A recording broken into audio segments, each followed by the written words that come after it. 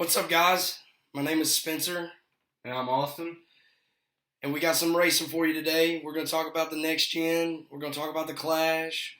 We got the 500 coming up. We're going to touch on that. We got some bets for it and some season predictions. And what we're going to do is drop the green.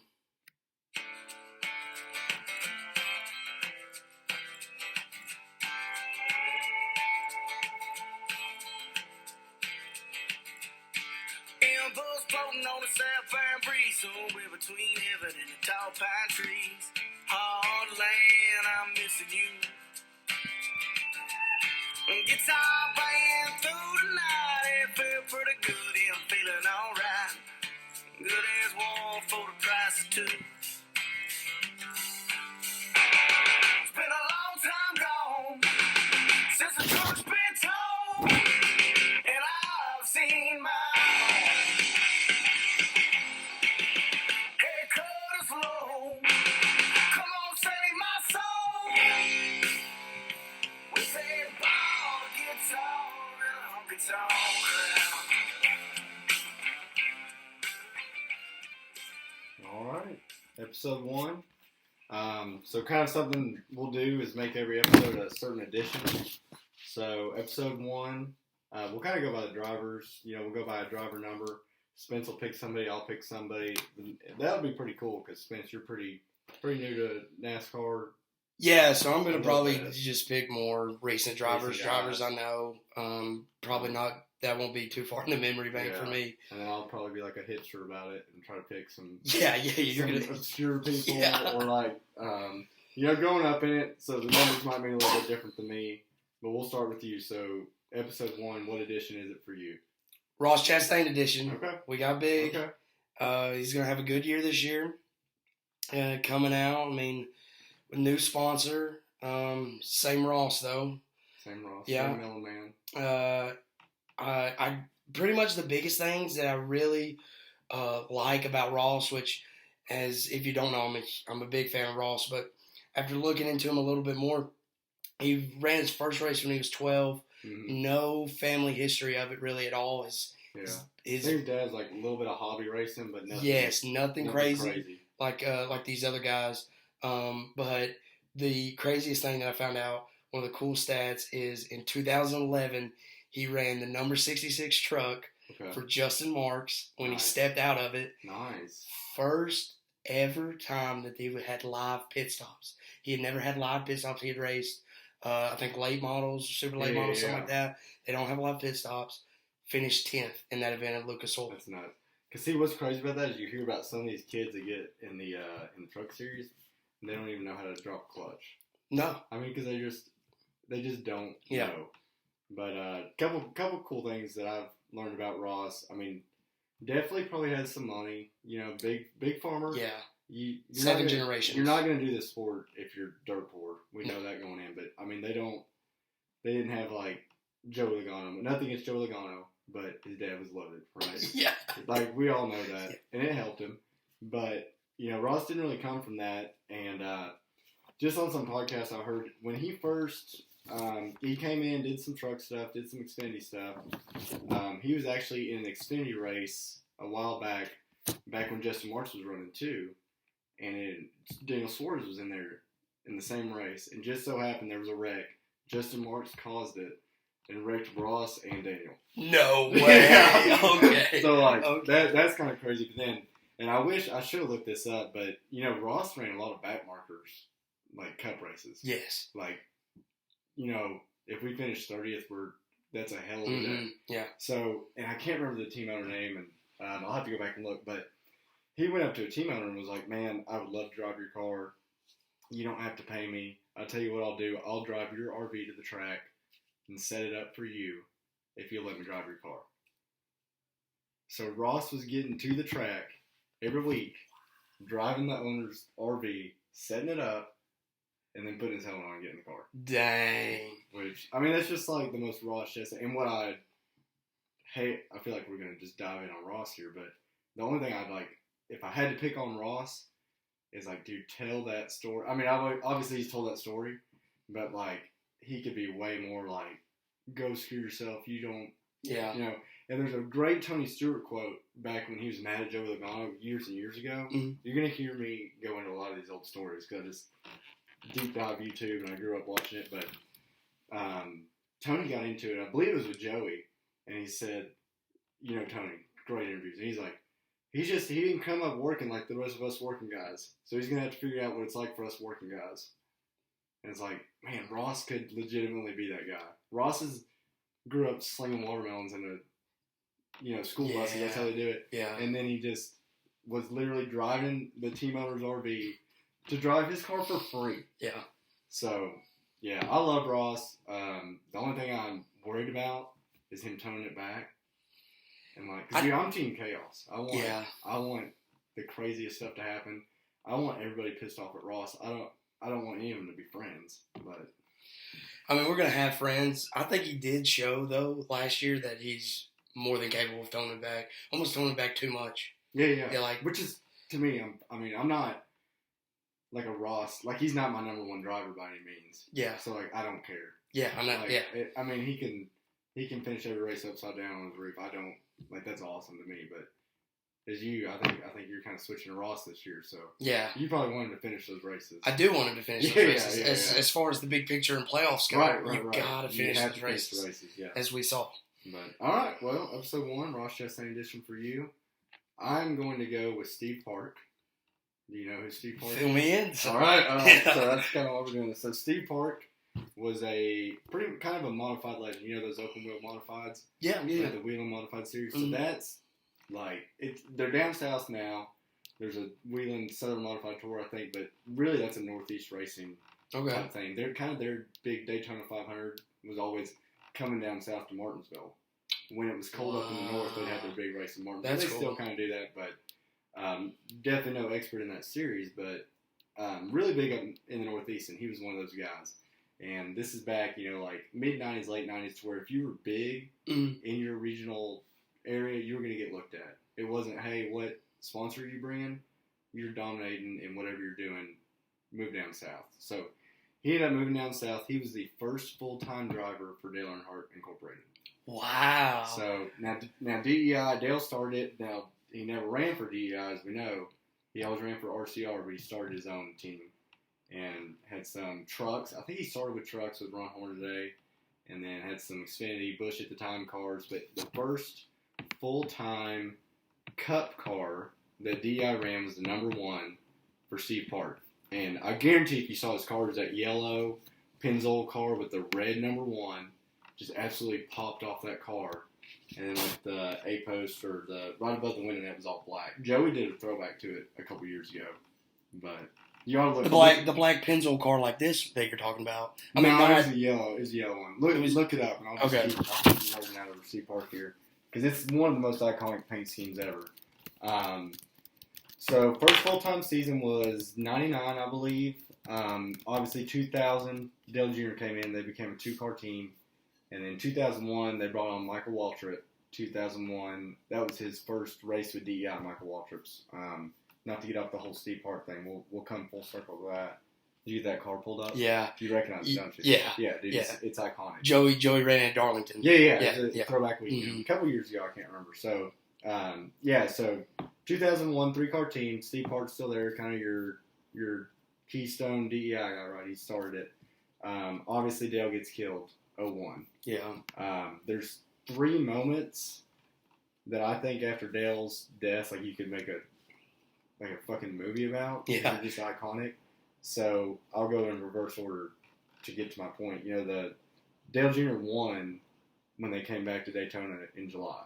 Yes. Of 2001. Yes. Dude, I can't even watch that on YouTube without crying like tearing up. Okay, so, and then obviously the second one would be Harvick, 3rd race after Dale dies, bumping with my boy Jeff Gordon here. You see him everywhere. Yeah. Wins the race. Well, the first moment, the week after Dale died, they went to Rockingham. You've heard of Rockingham. Yeah. They don't go there anymore. I have it on iRacing. Nice. Yeah. So you know. Yeah. So they go to Rockingham the next week, which I was young. I can't really pretend to understand what that was like, because you can't imagine losing, You know, I mean, it's got to be like I can't, the Tom Brady of yeah, football. yeah, like he held that whole sport together. So the very next week they went to Rockingham because you know that it's a racer thing, but Dale would have wanted us to do it right. So everybody came back. Steve Park won that race. Wow. Yeah. A week after Dale died, Steve Park won that race. Your flagship DEI guy. I mean, you can't write better. I know that's stories than that that's whole a NASCAR season. thing. That's a NASCAR That thing. whole season. Yeah. The more and more I learned about it, like you said, with Kevin, with the 500. I mean, it was magical. Yeah. It was magical. It was like everything that you needed to happen. To honestly. keep the sport keep the sport going. Yeah. Yeah. So. Wow. So yeah, Steve Park won. Kind of, and I got a few notes here, and I'm just gonna nerd out the whole episode about it probably, but so as you know, after Dale died, I don't know if you've read into or anything. DI was just like a complete shit show. Mm-hmm. I mean, and we're not gonna bash on Teresa or whatever. I don't even know the lady, but can't imagine what she was going through. That was her husband, right? But everything was in shambles. This doesn't happen anymore. You'll think this is nuts. In 2003, mid-season, they more or less traded him, in air quotes, to RCR. So the guy and I believe it was and people are probably going to crucify me if this is wrong. I believe it was Jeff Green, but they just swapped rides. Mid-season. When is the last time you've heard? I've never heard of that it doesn't ever. happen. Yeah. So I've barely heard of sponsors really switching, right, yeah. especially in the middle of the season. This is a driver change. Wow. Now, remember, this is pre-playoffs. You don't have to worry about anything. Yeah. You know, if you were 20th in points in one race, it really didn't make a shit. Yeah. It didn't matter. So that's kind of part of it. But yeah, I mean, RCR was going down. You know, they probably blamed the results on Steve. Yeah. I mean, there's a reason Junior left too, right? Yeah. So yeah, they ended up trading to RCR, and I mean, he kind of floundered from there. Switch rides, had some like back marker type stuff, but legendary guy, legendary paint scheme. So that's why episode 1 for me is going to be Steve Park edition. Dude. So we got Ross Chastain, Steve Park edition, episode 1, getting right into it. So where do you want to go from there? Let's hit up and let's talk about the next gen car. So you just hit on Steve Parks. Yeah. Old dog. Don't know what a next gen car is. Never been in one. So No. let's get into what you think about the specs of the car, especially looking at the drafting package that they got going with the 500 coming up. And then we can kind of go from there and see what you think. Yeah. So I'll just kind of get into it, you know, why the next gen car happened. So we're with the spec car now, and if you don't know what that means, I mean, back in the day, all these teams had giant CNC machines. They were making every part on there. And you can listen to podcasts and old stories. I mean, I've heard from other people, obviously, I don't know. I've never been in a shop or anything, but, you know, CNC and steering linkage arms to create downforce and stuff like that. Yeah. You know what I mean? Mm-hmm. So they're hiring the best engineers, paying them ungodly money. CNC machines, ungodly money. And that's where we got our Hendrick Motorsports. That's where we got our Joe Gibbs, because they could spend money like crazy. Well, no, what's crazy is as you're talking about these CNC machines, I got to go to Joe Gibbs Racing. Yeah, that's right. That's right. And of course, like you said, now it's spec car. So I've been that's what they were building. They use their CNC machines to make airplane parts now. Right. And they sell those. Yeah. They have like you said, millions of dollars, maybe even billions. Yeah. I don't know how much they cost. I know they're expensive, and they can't use them for what they were designed for. Right. And they just sell racing parts. Yeah. And the old bodies, you know, they were steel, and I mean they were English wheels. You were handcrafting those. I mean, it's a lost art, and you know it sucks. Like it does suck because it's a lot of stuff that's never going to come back. But you can gripe all you want, but kind of where this came from is the owner said, "Save us from ourselves," because they were spending so much money. And I mean, not really correlated, but just one story I've heard is JGR had invested like $1 million on designing their own pit gun. No way. Yeah, and before next gen ever happened, they like standardized the pit gun. Just so you know, you have to stop these guys from getting away because they. I'm gonna let you on a little secret here. Nobody that owns a Cup team is poor. No, they have money, don't they? Yeah, they do. So much money. So we kind of got to this point to where you knew who was gonna win, and I'll go ahead and throw my guys under the bus. Your Jeff Gordons, your Jimmy Johnsons, your Kyle Larsons. 13-win seasons in the 90s. Kyle Larson in 2001 or 2021, our last year of the, what we call the Gen 6 car, 10 wins. I'm not saying Kyle Larson isn't, you'll hear me say it every episode, he's a generational talent, right? But 10 wins in a season, man, and you remember watching that season. He could put that car wherever he wanted. I mean, we can go back even further, 2017 with the Big Three when they literally split over. What is 70% of the races was Kyle, NTJ, and Kevin. Yeah. So at some point, you keep up that model, and what's funny about all this is the design of that car was so old school. I mean, it's like truck arms and everything. If you looked underneath that car, it looked like an 80s Silverado or F-150. But these guys are so smart, and they grew up in short tracks. They know exactly how to manipulate them. Well, you get those guys that learn how to manipulate them on a shoestring budget, and then Rick Hendricks saying, "Here's a blank check, make it happen." I mean, it gets ridiculous. And I don't really watch F1. I don't know if you do. Yeah, somewhat right. I mean, Max Verstappen won every race, but I think 3. Yeah. No, I told you, as far as betting odds go, they had to pull him out of the betting odds. You could not bet. Insane. Yeah. Insane. It's motorsports, which should be the most unpredictable. Yeah. So, I'm not saying we were there by any means. But if you let that go on, it's going to get there. Yes. Right? And eventually, your Rick Hendricks of the world, your JGRs, I mean, they're not going to be here forever. And we need new people to come in. Well, new people weren't coming in. No. Because they said, I have to be Rick Billionaire Hendricks. Yeah. There's no way to do it. So, and like I said, and we'll get into the positives. I'm not going to completely, suck off this next-gen car. I promise you. You know me. I know you. I will put it in the dirt where it deserves it. Yeah. But, so the owners were like, save us from ourselves. They were going to come out with this next-gen car, all spec parts. So basically, I think Kyle Busch said, it's whoever can go to Walmart and put it together the best. The Lego set. Yeah. And that's what it is. Now, we've seen, last year, how many wins did Willie B get? Six. Yeah. The best teams are still going to figure out how to work in that gray area. So, we're sitting here with the next-gen car. It's supposed to come out in 21. COVID happened. They pushed it back. Probably good. And here's what we'll call it a bitch fest, right? Okay. That's going to be our thing here. If we want to go off, we'll call it a bitch fest. We had moved to that 550 horsepower package on intermediates. They wanted everything to be like Daytona and Talladega. Yes. And now, for the record, the listeners, what was it before? So, I mean, we were all the way up above 900. That's what I thought. Yeah, it was almost double. I'm talking not maybe 10 years ago. Okay. And then they've always played with the packages. I mean, NASCAR, for the people that want to complain that this is new, NASCAR's always played with the package. I mean, we went through 900 horsepower, no downforce, to where these guys were, couldn't touch the throttle in the corners without getting loose.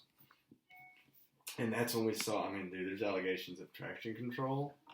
There's the Twisted Sisters, so this body style right here, they had those bodies just warped. I mean, they were wrapping the cars to try to pull the sheet metal. Oh, and just all kinds of crazy stuff because they had so much power. Yes. And even though they had so much power, even back then, they were like, how can we get more throttle in the corners and, just the faster car, right? I mean, it's NASCAR.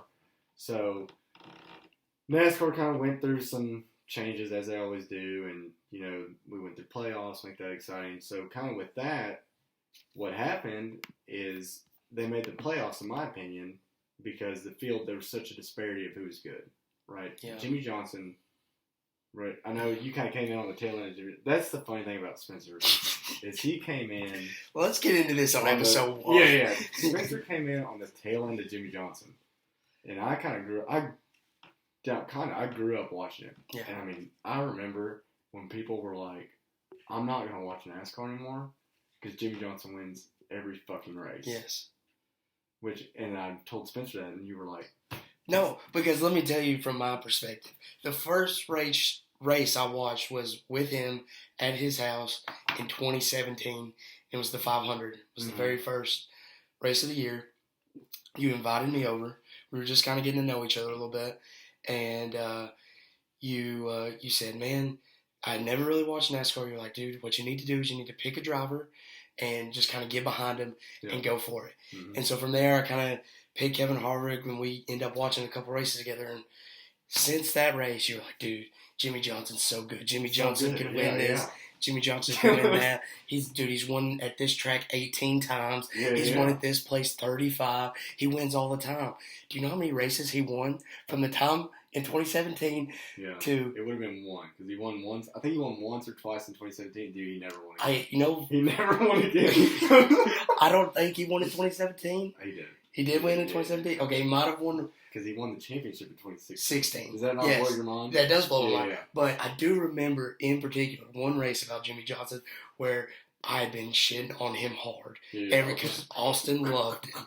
And I'd given him hell. And he won at Texas, where he's really, really good at it. He won at Texas, and he got DQ'd. He got disqualified. Nice. And I was like, I knew it.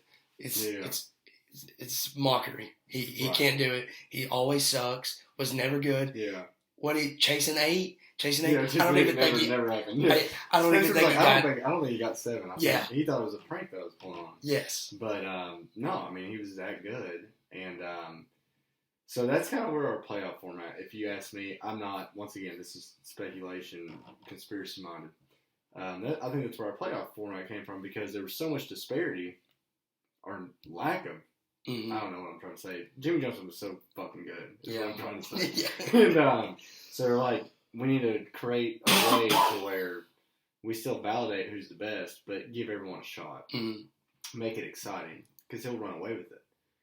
And so that's kind of how we end up with this format. And then we come to the next gen car, right? So now, if there's anything good the next gen has done, it's the parity. Yeah, parity's better. And we've seen that. Yeah. We've seen a bunch of winners. And 16 winners. 16 Year one. winners, which is nuts, especially if you're an older NASCAR fan. Yeah. And but they've been playing with the horsepower along with the playoffs. We got all the way down to 550 horsepower on the Gen 6 car. And it was like draft style, pack racing on mile and a halves. They went to a lower downforce package on the short tracks, which was amazing. Yeah. Only complaint that I had about that Gen 6 on the short tracks was we still had the steel bodies. So if you rubbed each other... They were heavy, Not necessarily heavy, but if you rubbed each other, you were cutting a tire. Because that's steel. That's so true. We have the carbon bodies now that you bump them, they pop right out. The steel bodies, they're going to pinch and they're going to cut a tire. Yeah. That's really one of my only complaints. So we go to the next gen, and when they first tried the testing, they tried 550, right? Because they're like, we want that. They want that pack racing, whatever. So it got to the point where the drivers were testing. We're like, there's no ass in this car. We need to do something. And I heard Kevin tell a story that during testing, they were bitching so much that NASCAR said, do whatever you want. And so they messed with the tapered spacer, which, that's what's controlling the air intake into the engine. So basically right now they're really, really choked off. That's what's lowering our horsepower. So they opened that up a little bit, and they were like, wow, this is a race car. And I think they were testing it at Charlotte, and they were like, this is amazing. Which, as we know now, mile and a half on next gen are stupid amazing. Yeah, they're so good. Amazing. So that's how we kind of ended up with our happy medium. We went from, we kind of have to forget about the 900 horsepower. I don't want to say it's never going to come back, but it's not looking likely. Yeah. So NASCAR wanted 550. I think at that test, who knows what they tested. We settled on 670. Now, we have independent suspension now, and they did a lot of the influence of this car was, like IMSA, the road racing type stuff. Yes. Rolex 24. And then Australian V8 supercars, where SVG came from. Yep. They got the transmission from those. Okay. 5-speed sequential. So we used to have the H pattern, like we're used, like your old fucking S10. Yeah. Crossing the gate, right? Yeah. Don't bring me back. Pull one out for the V6 S10 5-speed, and now we're sequential. So we're going. I think it's boom, boom, boom, forward boom. for down, backwards for We're up. First year next gen we saw Denny and Ryan Blaney somehow forget. Yeah. Their fucking job. Well, I won't talk too much shit, but I don't know how you forget that. One's a champion. Yeah, okay. All right. Okay. Jeez. All right. I think episode 2 for this segment will do the playoff format. Okay. After that, note right there because I can go on a hell of a bitch fest there. So, you made me lose my train of thought. Thinking about Ryan Blaney somehow winning a championship. So, independent suspension now. Yep. Which the thing that made road courses so good was those cars were not designed for road courses. Those old Gen 6s. We were wheel hopping, and they were hard to drive, man. Yes. They were hard to drive. So they said, well, our road courses are so good, like we get good ratings, let's make like a road course inspired car. And even at the time, like I'm like, that makes sense. For some reason, even I thought that made sense. It's like, well, if you make a really good road course car, you're taking all that hard to drive, all those mistakes out. So I think you'll agree with me. It looks like the road course, I'm not saying it's easy to drive, right? But for those guys, it looks like it's really easy. Yes. As we can tell, as far as road courses goes, the dudes that have they have the most experience on them. Mm-hmm. They're the best at it. Yeah. Because, like you said, the car is made a little bit easier. Yeah, it's made for a road course. Yeah. They're all really good. I mean, these guys are amazing drivers, and it's not like the old days. You know, back in the old days, even before you started watching, we had 2 road courses a year. We had Sonoma and Watkins Glen. Then they came out with the Roval in 18, and it was chaos. It was amazing. And so they're like, you know, NASCAR, this is good. Let's do gas on the fire. Yeah. And then we make a road course car, and you know, it's just too good of a road course car. Yeah. Now, I'm not going to sit here and be the guy that says you can't pass, you can't. I mean, SVG proved you can. that a good driver still you can do whatever you want. Do whatever you want. So that's where we're at. The mile and a halves are really good. Where that next gen car really, really, we need something different. We went from a 4-speed to a 5-speed. Mm-hmm. On top of that, they've lowered the max RPM, so the chip that they can hit, they've lowered that down. I mean, I'm talking back in the day, these cars used to turn like 9,800 RPM. Dude, they were wound the fuck out, dude. And they were screaming. Yeah. Well, now, once again, and I'm going to blame it on the owners. They said, save us from ourselves. Said, okay, we're going to lower our RPMs. We're going to give you X amount of races you have to run on the same engine. And so that's where we're at. So our max RPMs have came down. Our horsepowers came down. One thing I haven't even touched on is we went to a 18-inch rim. Yeah. And that is a big really, one. really wide tire. Yeah. So that sidewall's smaller. The tire's really wide. We have so much grip. Well, when we go to Martinsville with basically a road course car, we have 5 speeds. We have RPMs down. They're shifting. Yeah. And, like, I think you've seen it. You've talked about it a lot. These guys go in there and miss the corner. You can see them miss the corner, and what do? Boom. Downshift. Yeah. And so, like, it's no longer momentum based. There's really not a penalty for missing the corner. No. And you got all these young guys and I'll pick on people like Ross. You know, they know. They're smart. Yes. I mean, he doesn't care. You know, what's going to be the best for me to get to this corner? Yeah. Bomb the corner, downshift, keep going. Yeah. The finesse is gone.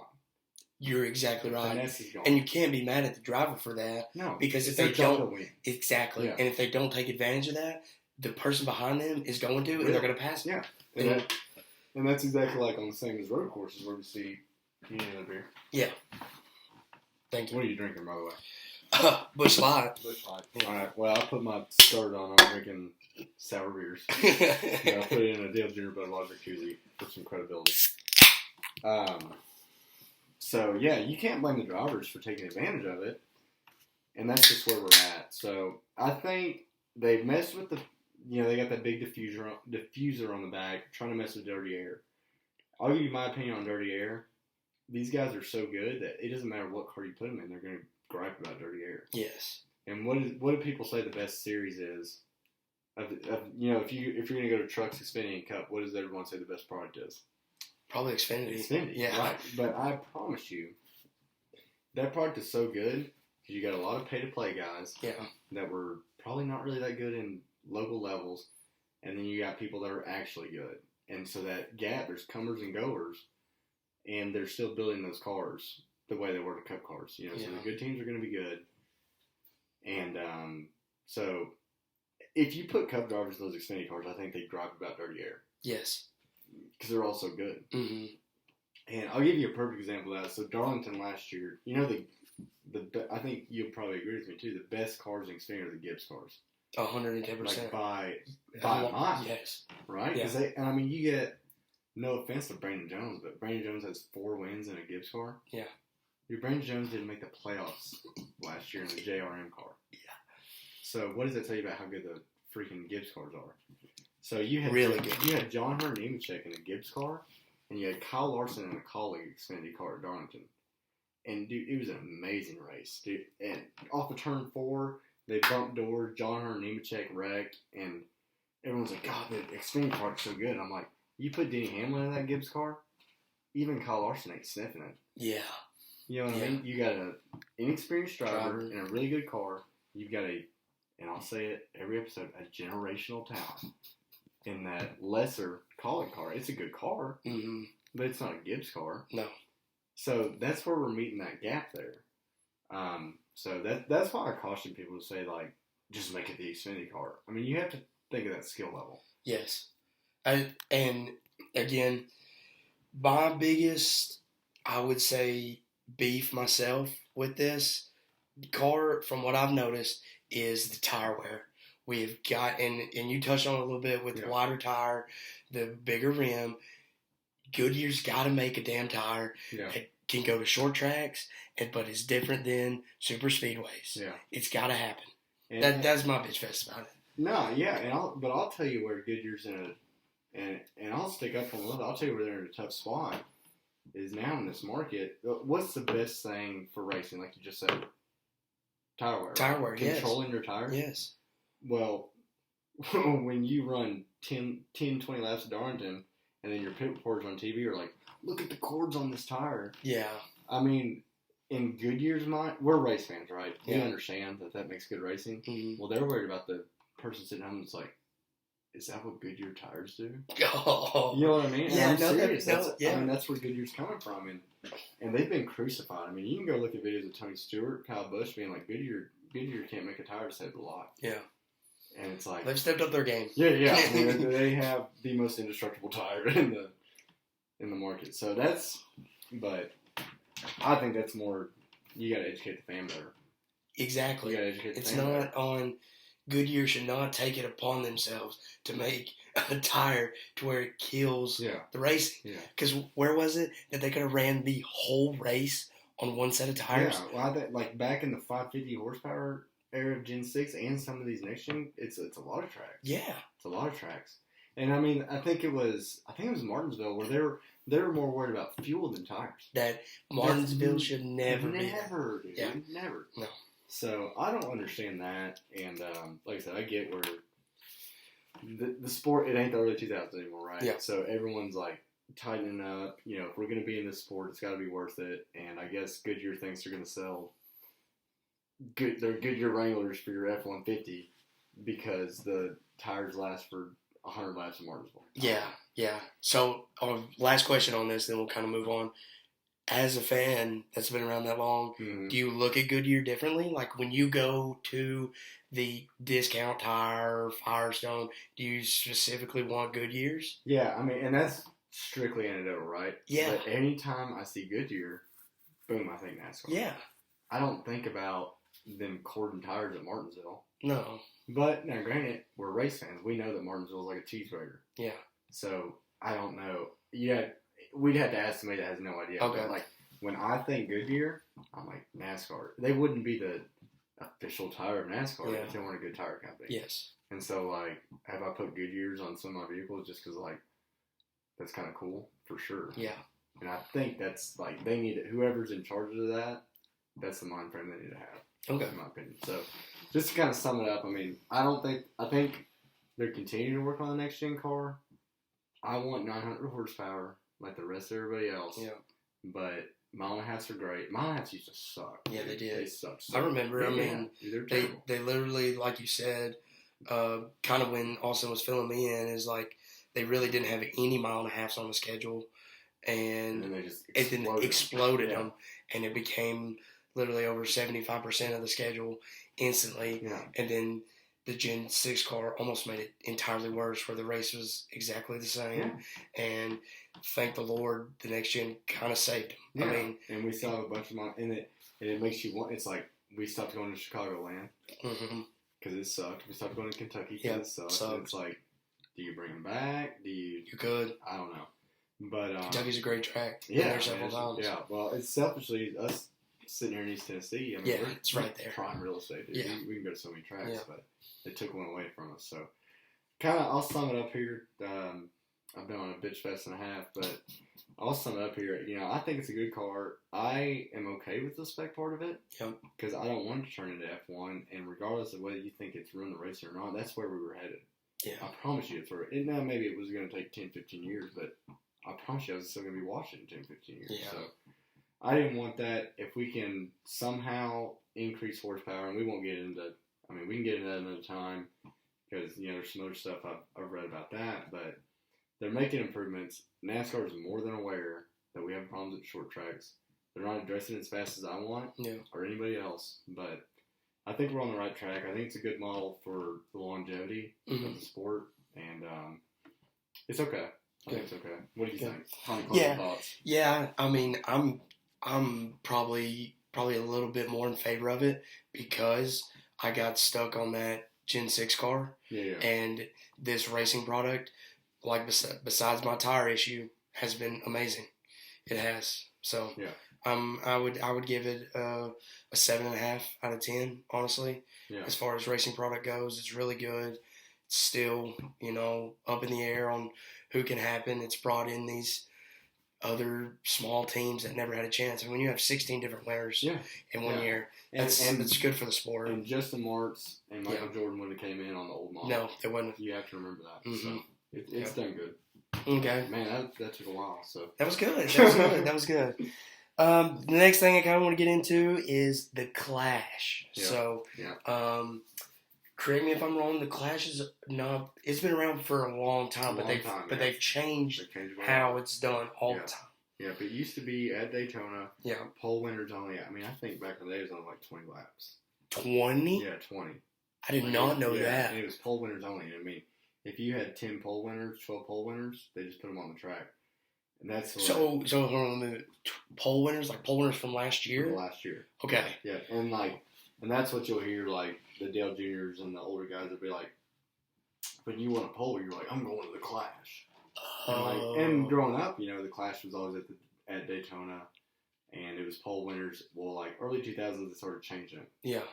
Because you got to think, as popular as NASCAR got in the early 2000s, there's 43 teams. There was, like, always more than 43 people showing up. Yeah. And these people that were here all the time, they're like, our sponsors are paying money.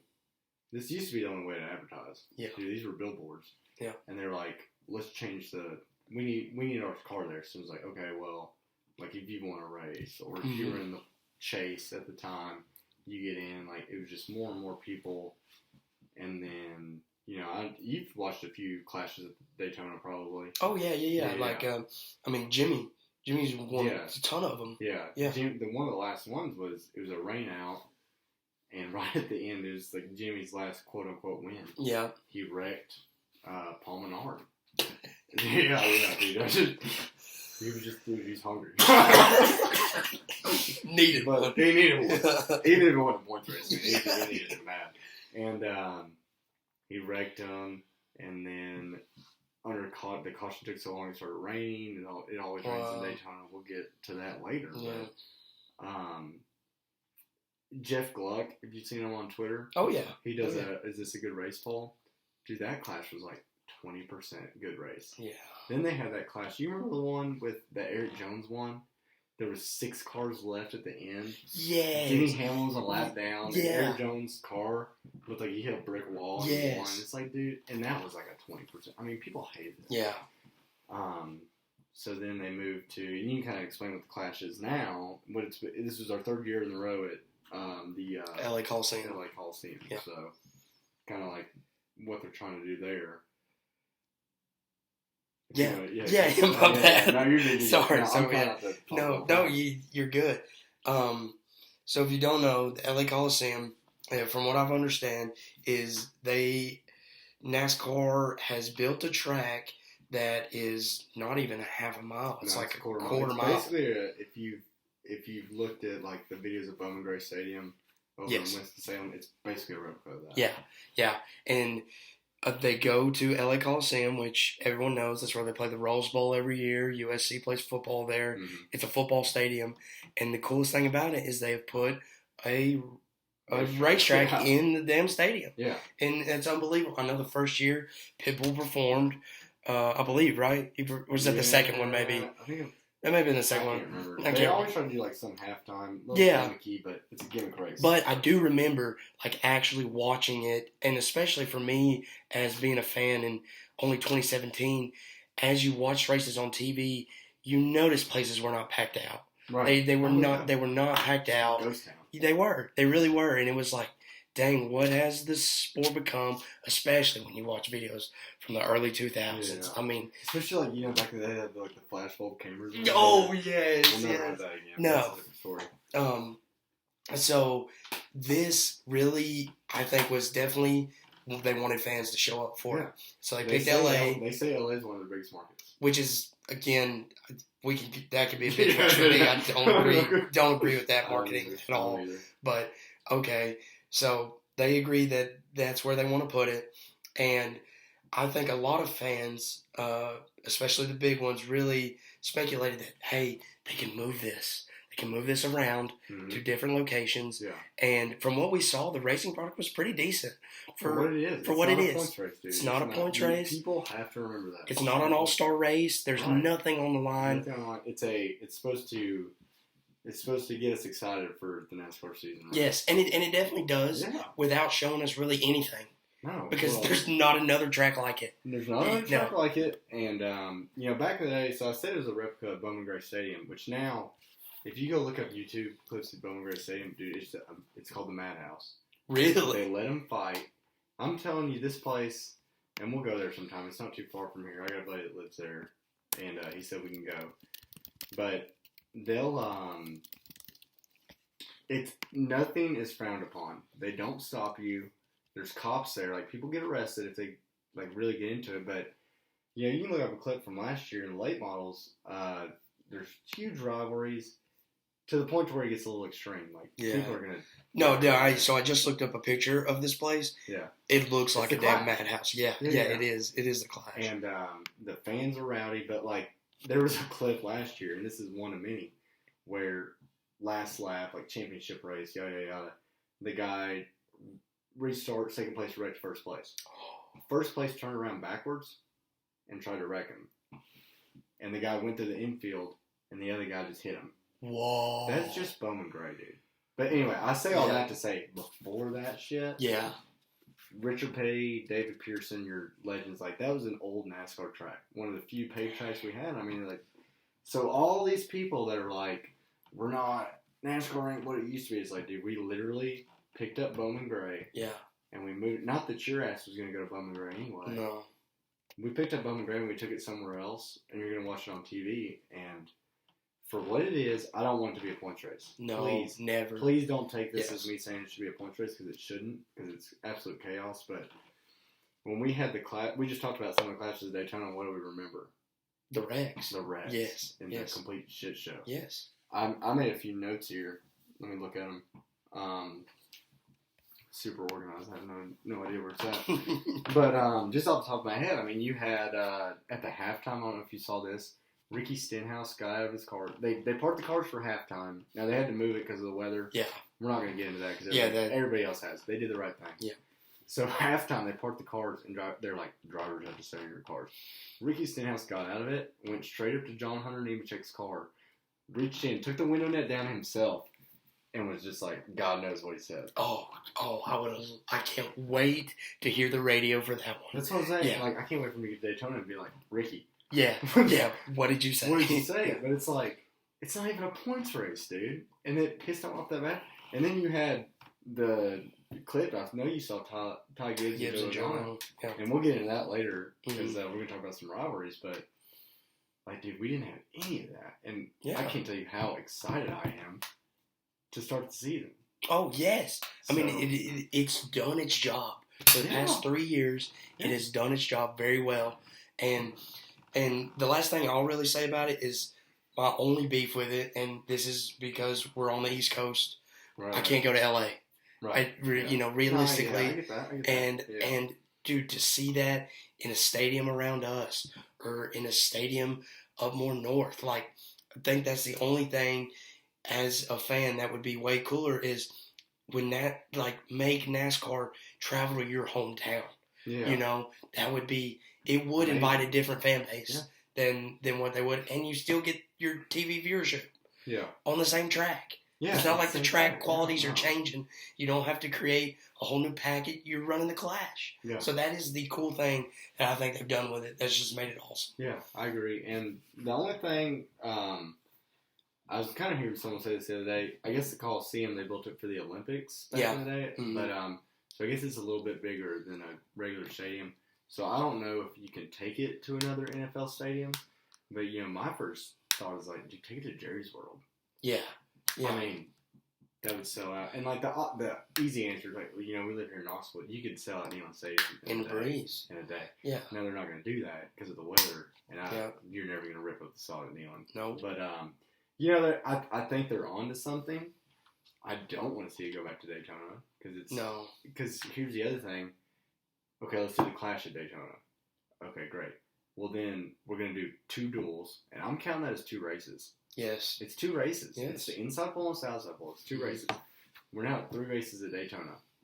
Okay, but then we have the Daytona 500. That's 4 races. Guess what? We're going to go back to Daytona in July. Or whenever I think they change the schedule. Yeah. But, I mean, that's the biggest complaint about Mile and a Half is we saturated it. Yeah. So, this is unlike anything else. Yeah. And I'm a fan. I mean, keep it that. And these are the good things that we're talking about. NASCAR's doing. We can shit on them for doing these things. I'll give them shit when they deserve it. Yeah. But I don't think they deserve it. No, they don't. They don't. And one last thing. This is a short track, and they're not shifting.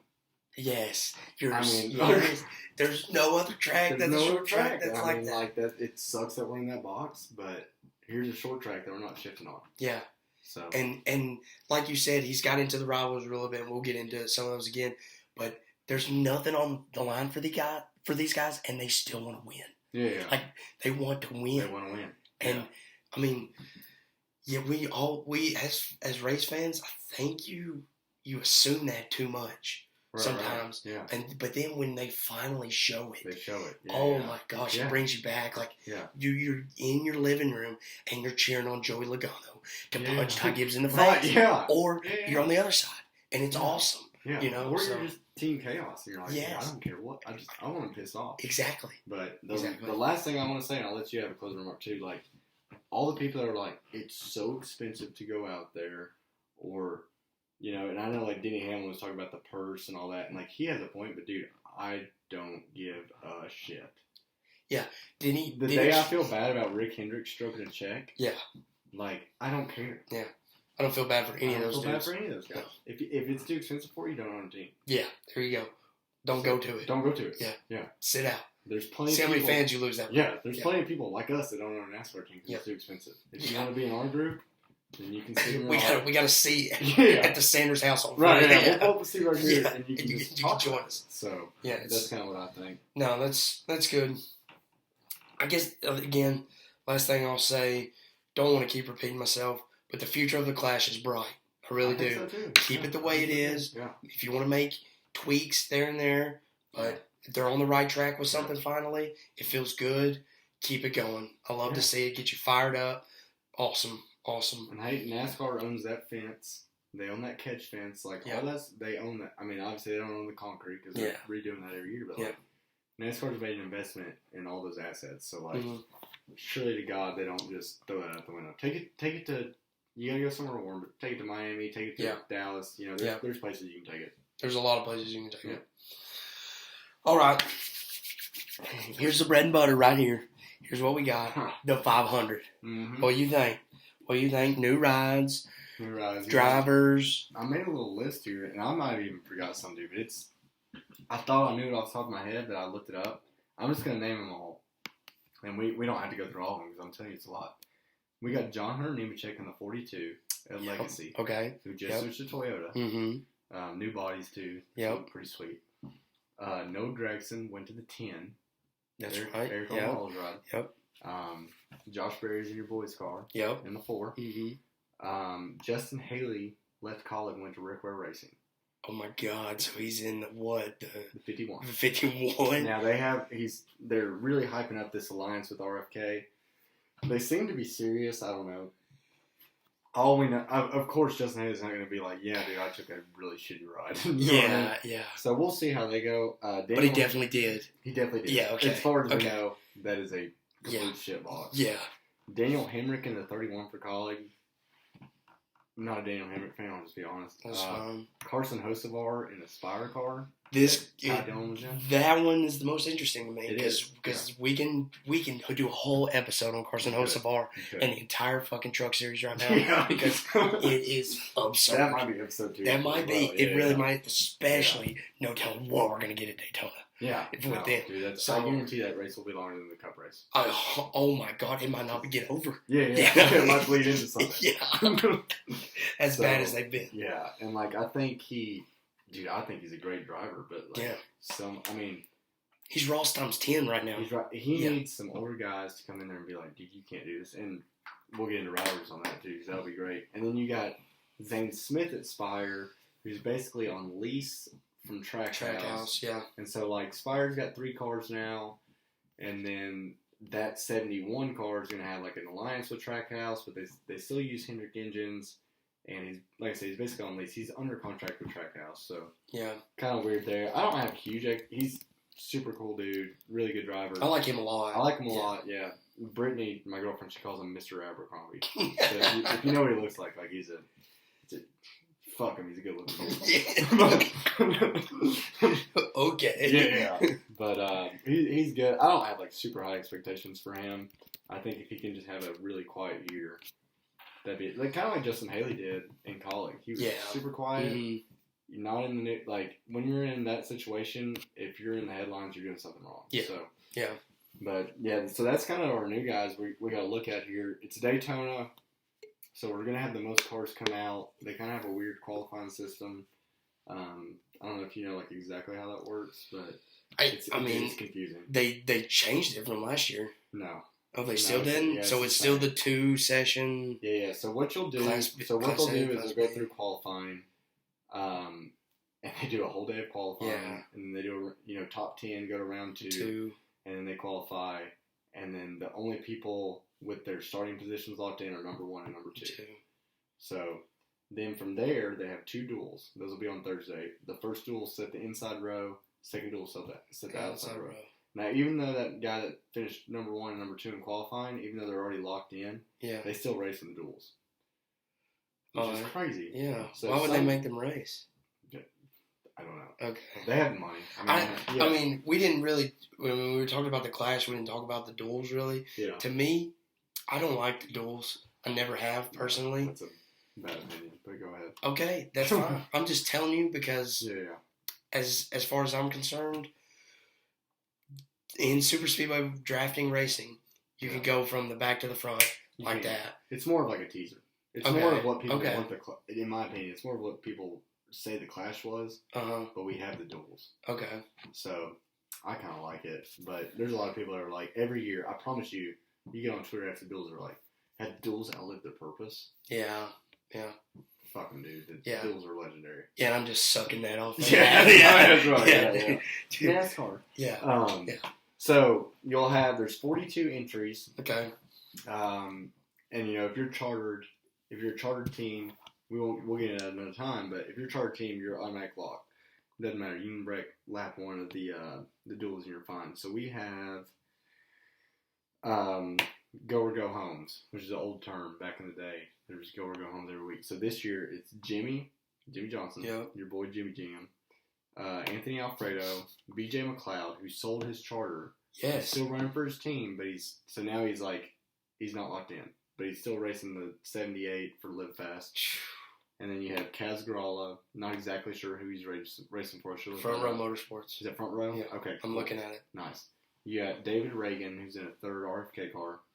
And then there's some like random entry that's still to be announced. Really? Yeah. It does say TBA right here, and it says NY Racing. So I don't know if that's New York Racing. And allegedly they're running the Chevrolet. I think that's that team that Greg Biffle ran for last year. I can't remember. So out of those 6 guys, six guys, 2 of them will go home. 2 of them. Okay. 2 of them will go home. So and that'll be in the duels. That'll be determined by the duels. Okay. Yeah. So kind of something to look out for there. Now you got some guys in there. Not really worried about Jimmy. Not really worried about David Reagan because they're tied to a legit team. So. And if you were being honest, do you think they're going to have a tad bit better car than some of these like? For sure. Okay. Yeah, for sure. That's what I think. I mean, I'm not saying that they still could possibly. They could wreck lap 1. Yes, exactly. I mean, Jimmy could wreck lap 1 and just go back to his home. I don't know if you know this. He lives in London now. Yeah, no way. What the hell that's, yeah, I don't know. Okay. Yeah. Whatever. He's gone off the deep end. Yeah, he's gone off the deep But end. if we're being, and again, Big Jimmy Johnson, I'm not a hater, but you are. yeah. Anyway, he's had a rough last couple years. Yeah. For sure. I don't know why he's strapping this Daytona. Yeah. Hey, more power to him. Exactly. So that's kind of something to look for. How do you think the racing will be? I think it's gonna be great. I mean, I'll watch the duels. Yeah. I'll get my feedback from it, but I think the 500 is gonna be great. Yeah. It's great every year. It delivers. It's never bad. Yeah. It keeps you on the edge of your seat. Mm-hmm. It gets my girlfriend loves NASCAR now, and one of her favorite tracks to watch is the 500 because you can watch every lap and you never know what's going to happen. Yeah. We all know that mile and a halfs, they can get boring in the middle. Both our girlfriends are taking naps in the middle of the mile. Exactly. So the 500 gets everybody fired up. This year's going to be no different. I hope, and I'll get into who I think is gonna look good here, but it's gonna. I think the racing's gonna deliver as long as the rain holds off. Yeah, I do think it's not looking good. It's like 80%. But to me, that also plays a huge role in how the whole weekend is perceived. Because that's the weird thing is because if they get a window and they think they're racing it halfway, every lap's gonna be like the last lap. Yes. So that makes the racing better. Yeah. But that's also how you have a Justin Haley winner. Right. No offense to Justin Haley. Yeah, but I think he's a cool dude. You're not expecting that. Yeah. So kind of off that, like, just from Gen 6 and, like, kind of going back into our next gen conversation, what do you think about, like, super speedway? Can you tell a big difference between super speedway racing today compared to before? I'll tell you the thing that I've noticed is, to me, like, again, 2017, Daytona was the big one. You wanted to win the 500. Yeah. You can tell that from everybody. I mean, I got to go to Daytona. I haven't seen a race there, but I got to go to their museum. It's incredible. They do a really good job of hosting a whole weekend, and drivers want to win that 500. They want to come back and win in the summertime. Yeah. But there's some about having your name up on the wall that you won the 500. Yeah. I heard an interview with Joey today, not to cut you off, but he said winning the 500 is like a notch below a championship. It's one race. Yeah, so. and I would say spot on with that. Yeah. Like, dudes want to win that race. And now I feel like with the playoffs, with the unexpected things that can happen in super speedway racing, yes, we have made it to where it's more important. And again, you'll hear more about this as we do more of these, but I'm a big iRacer. Yeah. And I've raced in the trucks at Talladega, at Daytona. They're not that hard. Yeah. You know what I mean? Yeah, like, I mean, I'm not taking anything away from what those dudes do. Right. They're actually moving at 200 miles an hour. I'm sitting in a chair, not. Yeah, I can reset when I wreck. Yeah. It's fucking terrifying. But at the same time, it ain't that hard to sit behind somebody and wait. Wellington. No, it's not. There's no finesse. You said that earlier. And with them putting Atlanta Daytona. Yeah, And it is a whole nother conversation, but they have, but they've amplified this so much to where, dude, I don't want to see that many super speedways. I don't personally. Yeah. Which goes back to our Clash thing, like. Yes. Yeah. Yeah. So that's where I view super speedways right now. Yeah. There's definitely you have to have them. Don't take them away, but we got to tone them down. NASCAR loves to dump that fuel. The next gen brought that racing back to where the cars are so safe now. Yeah. And Kevin was big on that. Like, the cars they're safer than when this car debuted in 2022. Yeah. It is 10 times safer now. Yeah. Just 2 years later. Yeah. 2 years later. So it's like, and you back up from that is like, you know, and it's a good thing. We haven't had a death since Dale Earnhardt. Yes. And I don't know if you know this. It's amazing. It's a blessing. Yeah, like that year, I think it was 2001, we lost Kenny Irwin, who was a sprint car guy, came in NASCAR, like, kind of same path as Tony Stewart almost without the IndyCar. And then we had Adam Petty, throttle hung at Loudon. Before him, we had Neil Bonnet.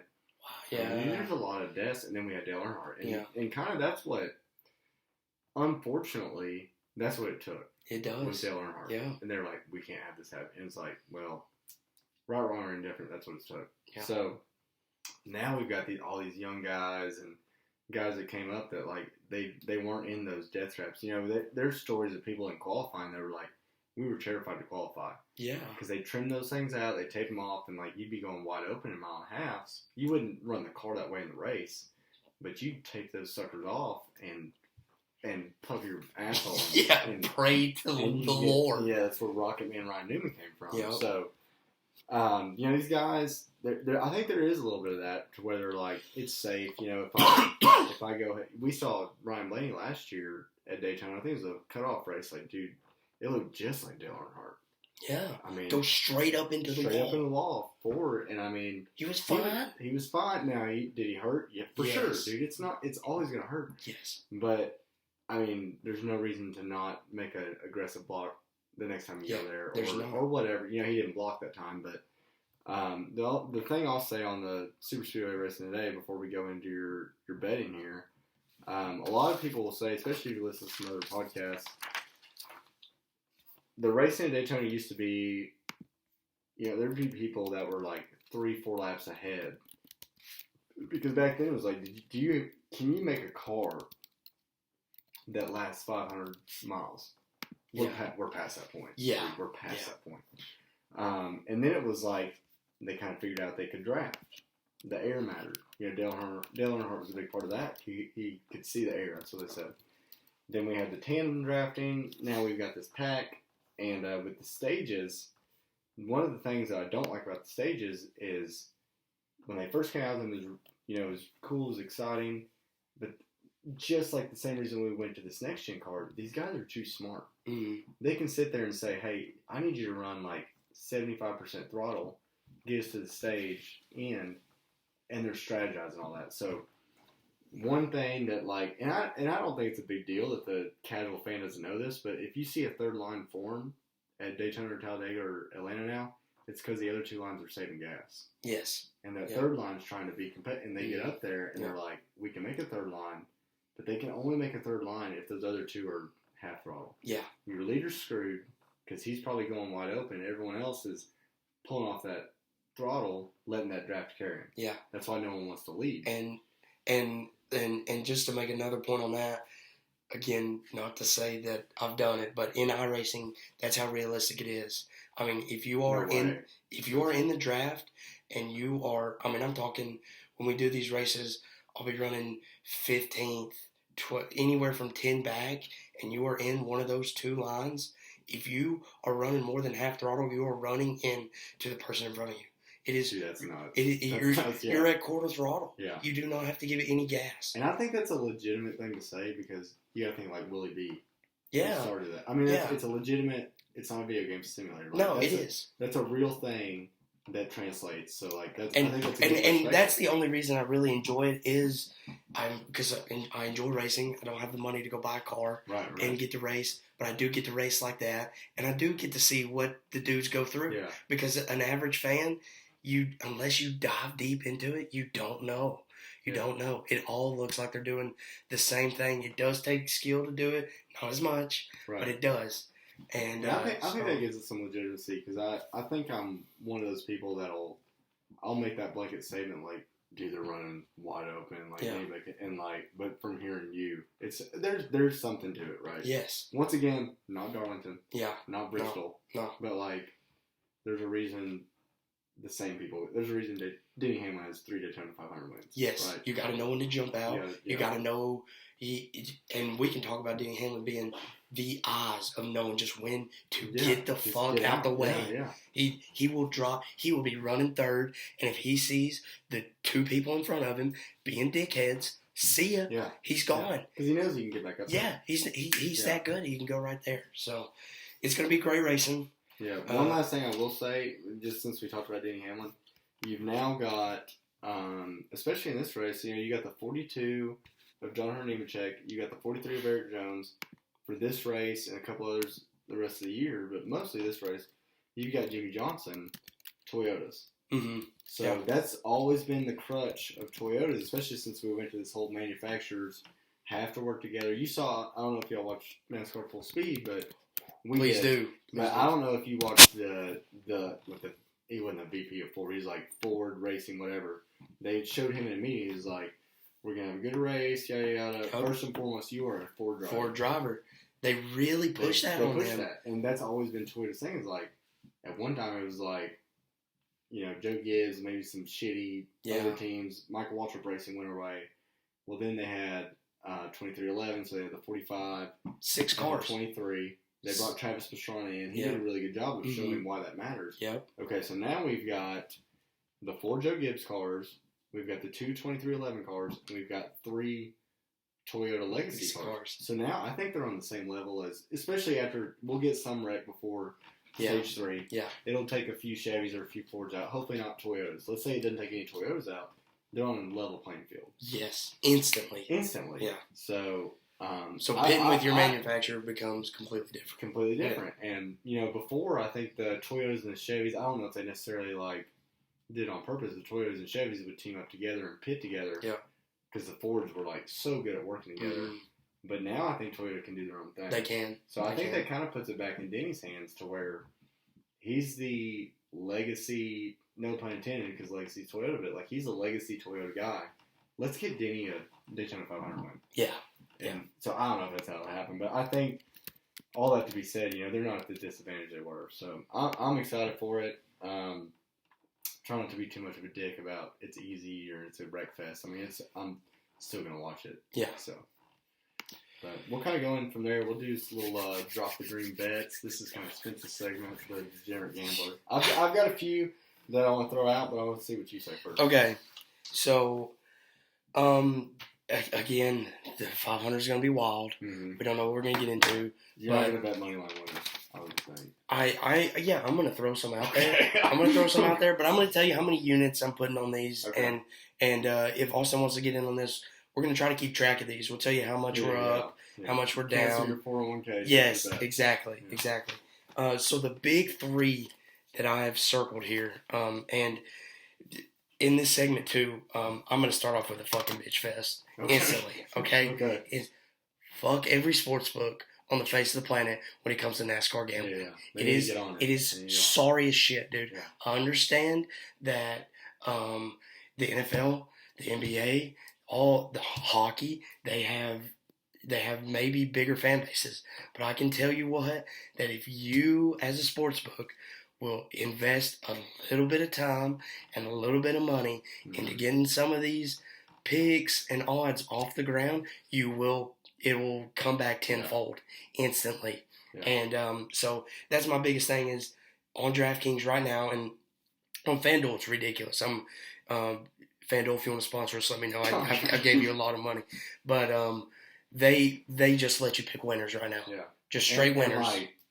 Just to say, if you can bet on the fucking color of the Gatorade at the Super Bowl, Yeah. Why can't we bet an over/under on cautions Yes. at the Daytona 500? Yeah.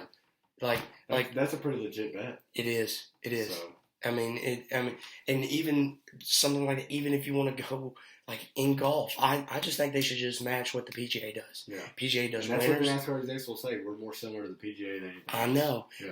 And the sports books need to get behind that. Mhm.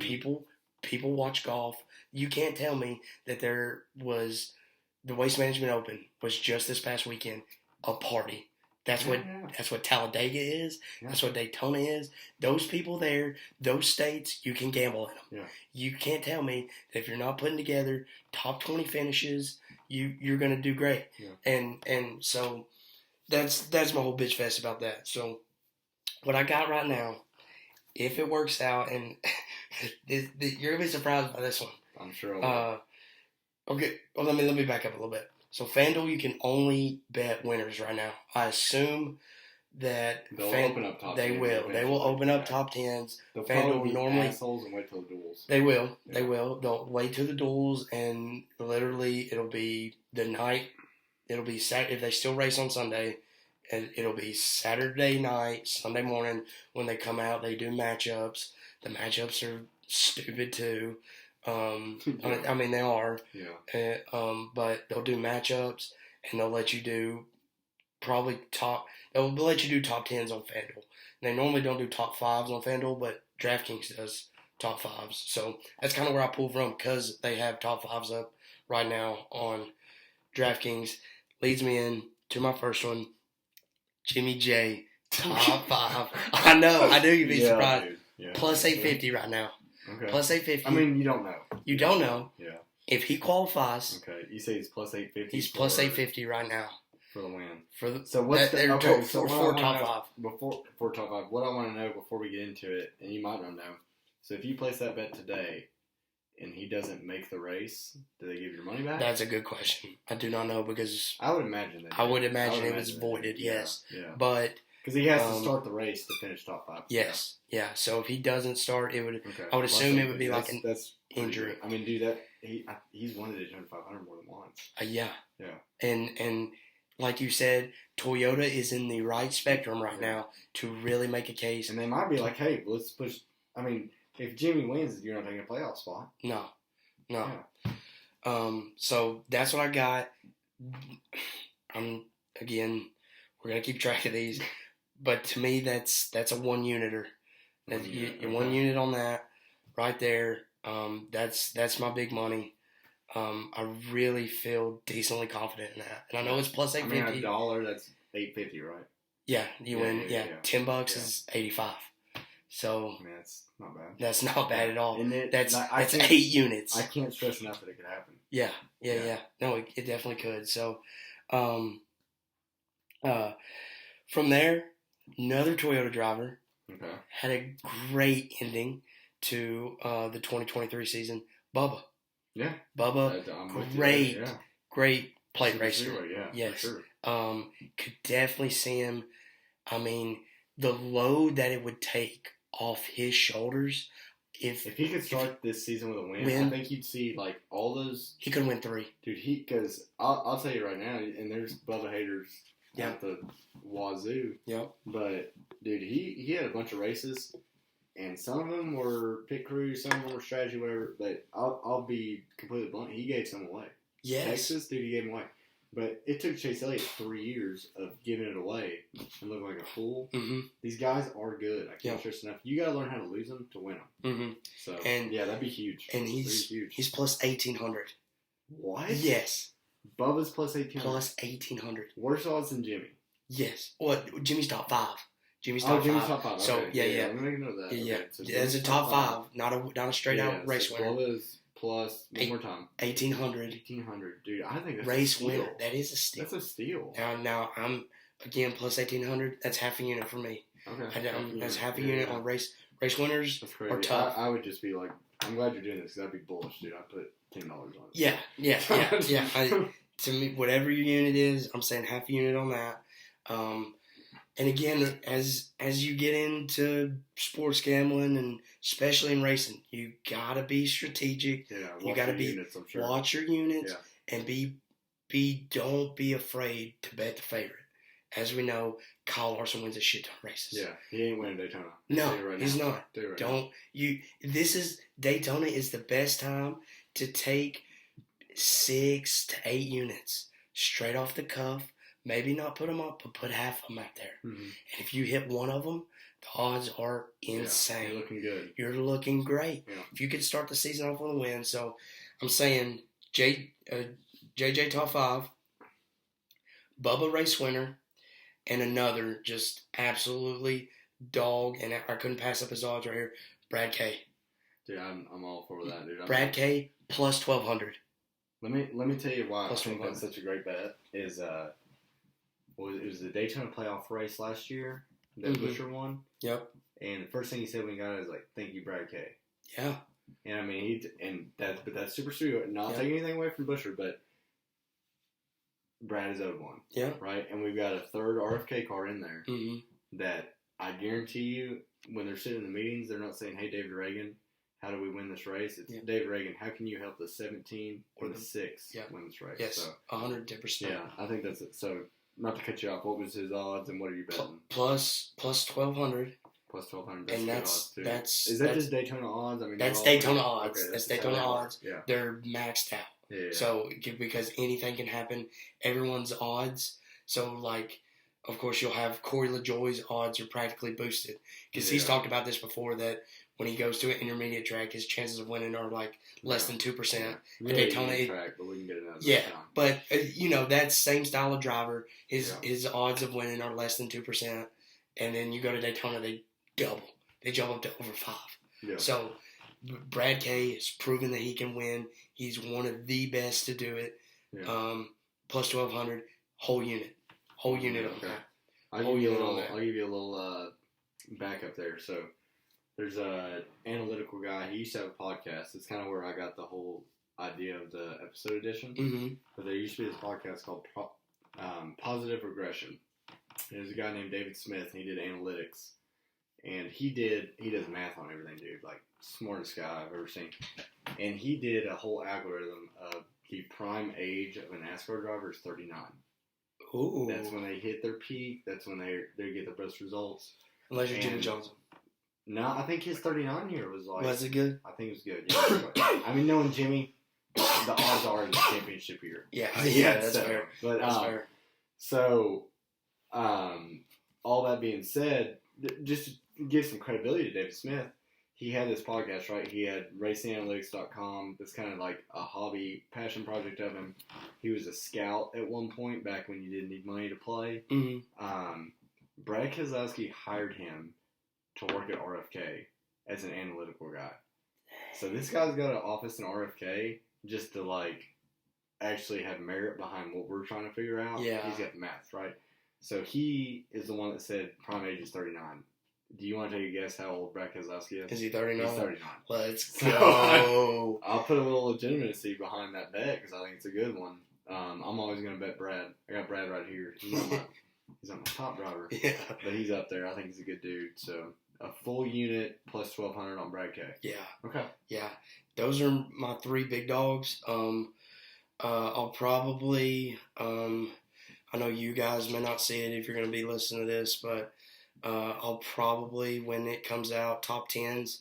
Yeah. Top 10s, that's when you go, especially for Daytona, and hope nothing happens wreck-wise, but those are locks for Willie B, Denny Hamlin, the dudes that you know have a complete, total chance to win. Yeah. They're probably going to... And 10 people on the lead lap could finish this race. Yes. So yeah. So I'll throw it in there. I'm not a huge bettor because I always lose, so I gave up on it. But I got 2 written down here.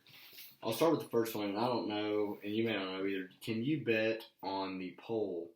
Yes. Okay. You can. So, they did not have it up on DraftKings, but they probably don't have it up yet. They had to have it up before it happened. They will if they allow you to do it, but they have in the past. So Bowman has been on the front row, not necessarily the pole, but Bowman's been on the front row for 6 years in a row. It's always been HMS. Mm-hmm. I mean, not always, obviously. I'm kind of talking out my ass a little bit, but the only person that's really spoiled that HMS pole position, number 1, in recent years is Ricky Stenhouse Jr. Yeah. And he had a Hendrick engine in there. Yeah. So I don't know if you can bet top row. I don't know. Probably not, because You can bet pole winner or quality. Yeah, you if, can. If they were worth half a shit, they give you front row because that's all that matters. Yeah. But I think it's worth throwing some money on Bowman. I guarantee. I like that a lot. I mean, Hendrick's always fast, and they'll set their cars up to get the pole, because I think that's just like a Rick Hendrick thing. He wants that pole. Yeah. Their cars will drive like shit in the duels. Yeah. You know they will. Yeah. But so Bowman will be on the front row. I'd almost bet my life on it. So you look at that front row, 1 or 2, that's a 50-50 shot of him getting the pole. Yeah. So I don't know the units. Obviously, they don't have the money out. But I'd look at that once it comes out. The only other one I have, so David Reagan. And so David Reagan, I don't know if you know much about him. Not really someone to write home about. Definitely a good race car driver, right? He's in the Cup Series. 2011, he won Daytona for Roush. Okay. Which he's with RFK now. Yeah. And then 2013, he won Talladega for Front Row Motorsports. Okay. Which is who Michael McDowell goes for. And right, we know, not the greatest team, but they've been putting up some good cars. But 2013, like, you probably had to know what you were doing to win Talladega. So I'm going to give you those 2 stats, and then I'm going to say 2022, he ran some races for Rick Ware Racing. Shit boxes, right? Yes. Especially in 22. Yeah. You know, we'll give Justin the benefit of the doubt now, but he finished 8th in Daytona and 9th at Daytona. Yeah. So if I was a betting man, I would put a top 10 bet on David Reagan, and I would guarantee the sports books, you know, they're smart, they do their research, but that's probably going to be a sneaky one. That could be. It's going to have some good odds. Yeah. So I'd probably put, and once again, his number one objective, I can guarantee you, is to get those RFK cars to a win or a good. So he's going to be the 3rd car on that trail. Yeah. So you would hope that, you know, obviously a wreck can take anyone out, but it's not like he's going to be leading throwing blocks. No. So he's got pretty good odds to finish good. When those top 10 bets come out, I would imagine David Reagan's he's going to be towards the bottom. They're going to sleep on him a little bit, and I'd probably throw a bet on that too. Okay. What do you think about that? I like that a lot, because I would, when I did mine, besides Jimmy, all I looked at to me was the next gen cars. Yeah. That's why I asked you I just want to make sure, because I thought they debuted in 2022. So I'm going to sell Bush. Give me one. Okay, I'm going to rush this thing. Hell yeah. These cars are so different. To me, you don't only look at stats then, but to me, those stats hold more merit now than they did before. Right. So that's why I'm. As we know, Brad K has a history. He's been around the sport forever. But Bubba's that one that you're like, dang, I can really see it. I think he's shown. Yeah. And one thing we really haven't got into, and we don't need to get in the woods on it or in the weeds too much because it's still super studio racing. Ford has a new body.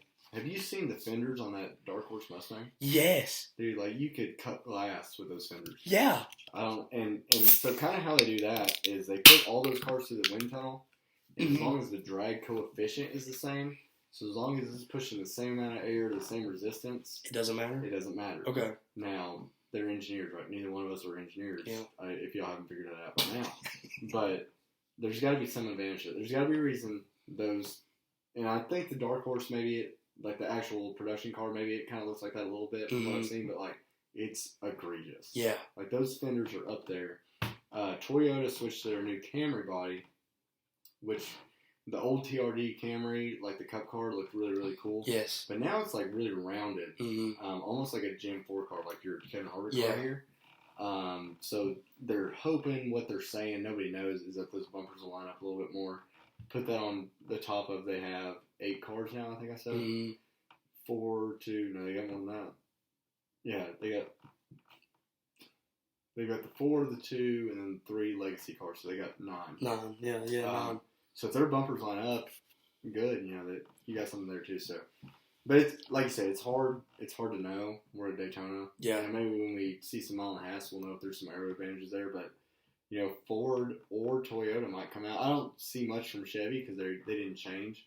No. Chevy, I think, had a little bit of a advantage, if any. You know, I mean, it's still, we got that parity the next gen, but so Chevy's not going to get better, you would think.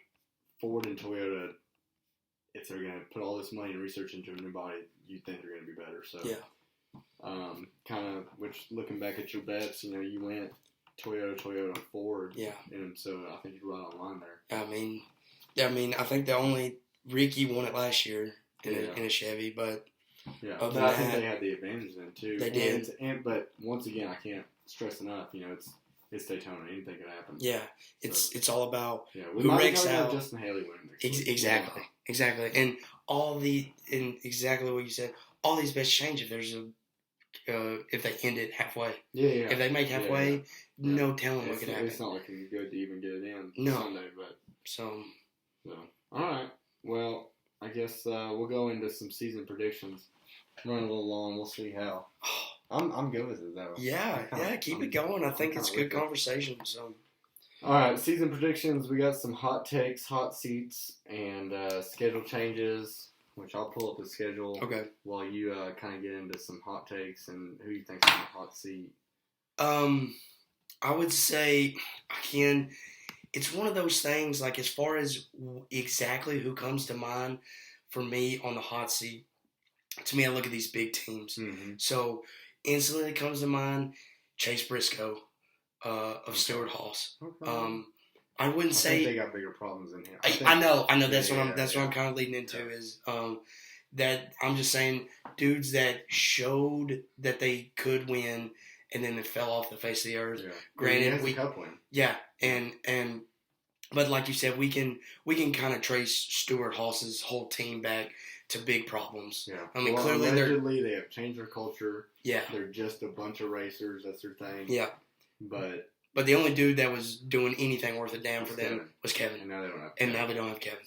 So to me, not the whole team being on the hot seat, but that's definitely some. He's your barometer. He's your only barometer you have. Because, I mean, Ryan Preece, we talked about C Park earlier. He came from the modified scene. I know Ryan Preece is good. Yes. Now, there's plenty of people that are good.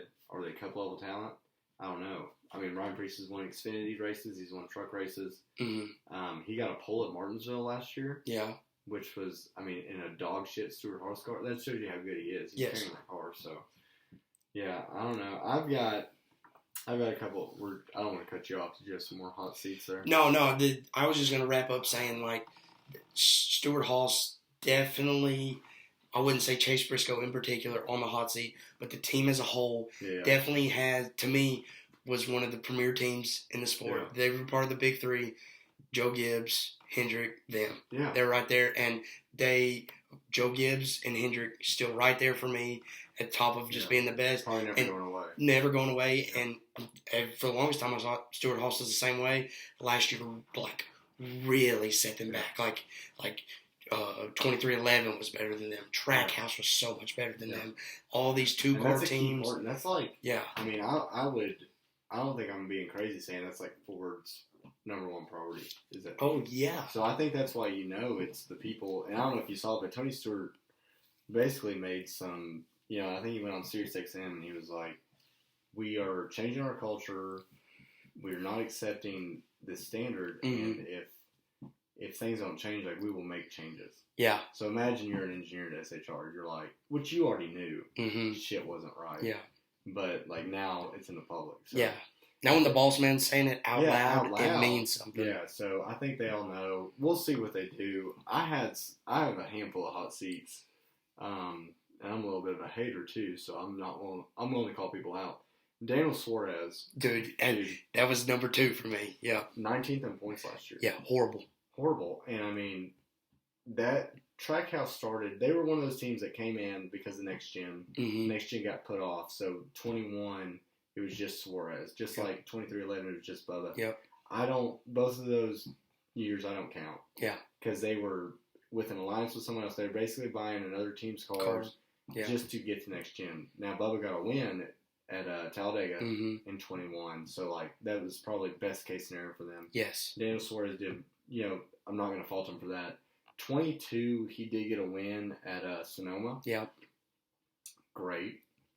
Parity was all over the place. Mm-hmm. I mean, it's going to shrink down every year. That parity is going to go away. Yep. Because all good teams are always going to. And we saw that instantly from 22 to 23, where there was 16 winners. Yeah, and then Willie B rips off 6. Yeah. So, so you can put some of that in the conversation, but one thing I want to bring up is, Chase Elliott didn't make the playoffs, and Alex Bowman didn't make the playoffs. Yeah. So there's 2 free spots that I'm going to call a lock every year. That's Hendrick cars that are going to make the playoffs. Mm-hmm. So there's 2 free opportunities. You're already in a playoff winning car. We're going to make it even easier on you and take out Chase and Alex Bowman. Yeah. And he still didn't make it and finished 19th in points. So now I know, Pitbull's a guy there. There's definitely, and I'm not saying Daniel Suarez is bad. There's plenty of people that are good. Daniel Suarez is an Xfinity Series championship. There's plenty of people that are good, but Cup is like, it's not like AAA to MLB. Dude, No. It's a huge gap. Yeah. So I just don't know if he has it. He's been at SHR, and he's a Gibbs first. Yes, that's right. He's a Gibbs first. Now, granted, he was thrown into that because Carl Edwards retired. Mm-hmm. I'll give him a little grace. He went to SHR when SHR was what you were talking about. Yeah. Premier. And he still couldn't do it. He went to Gaunt Brothers Racing, which was back marker. We didn't expect anything from him. He's the only person I know to get fired from 2 top teams, go to a back marker, and get another top ride. Yeah. So I expect more from him. Going to that, Trackhouse has put, SVG on a contract. Yep. He's running the full Xfinity Series through Colic, basically on lease from Trackhouse, just like Zane Smith is in the Cup Series. Yep. And he's going to run some Cup races too. And then you've also got Zane Smith, like I just talked about, on contract too. So you've got Trackhouse Racing with 2 charters, 4 people on contract. Live Fast just sold their charter for $40 million. So I know Justin Marks has deep pockets, but are we gonna spend $100 million getting 2 more charters? Yeah. I mean, I don't see that. On the back of the only consistent driver he has right now, Ross. Who hasn't even won a championship. And let's say Zane is in a Spire car, not a key partner with Chevy, but let's say he finishes 24th in points. Daniel Suarez just finished 19th. If Daniel Suarez finishes 19th again, and maybe he'll prove me wrong. Maybe he'll have 3 wins. I don't know. Maybe. But let's say Daniel Suarez finishes 19th in points in 2024, and Zane finishes 24th or 25th. You're telling me that if he goes to a key partner team, he can't finish at least 19th? Yeah. And you can get Zane Smith way cheaper than you can Daniel Suarez. Mm-hmm. It's kind of the same situation as letting Kyle Busch go, who had only had like 1 win a season for the past few seasons. You get Ty Gibbs in there, way cheaper.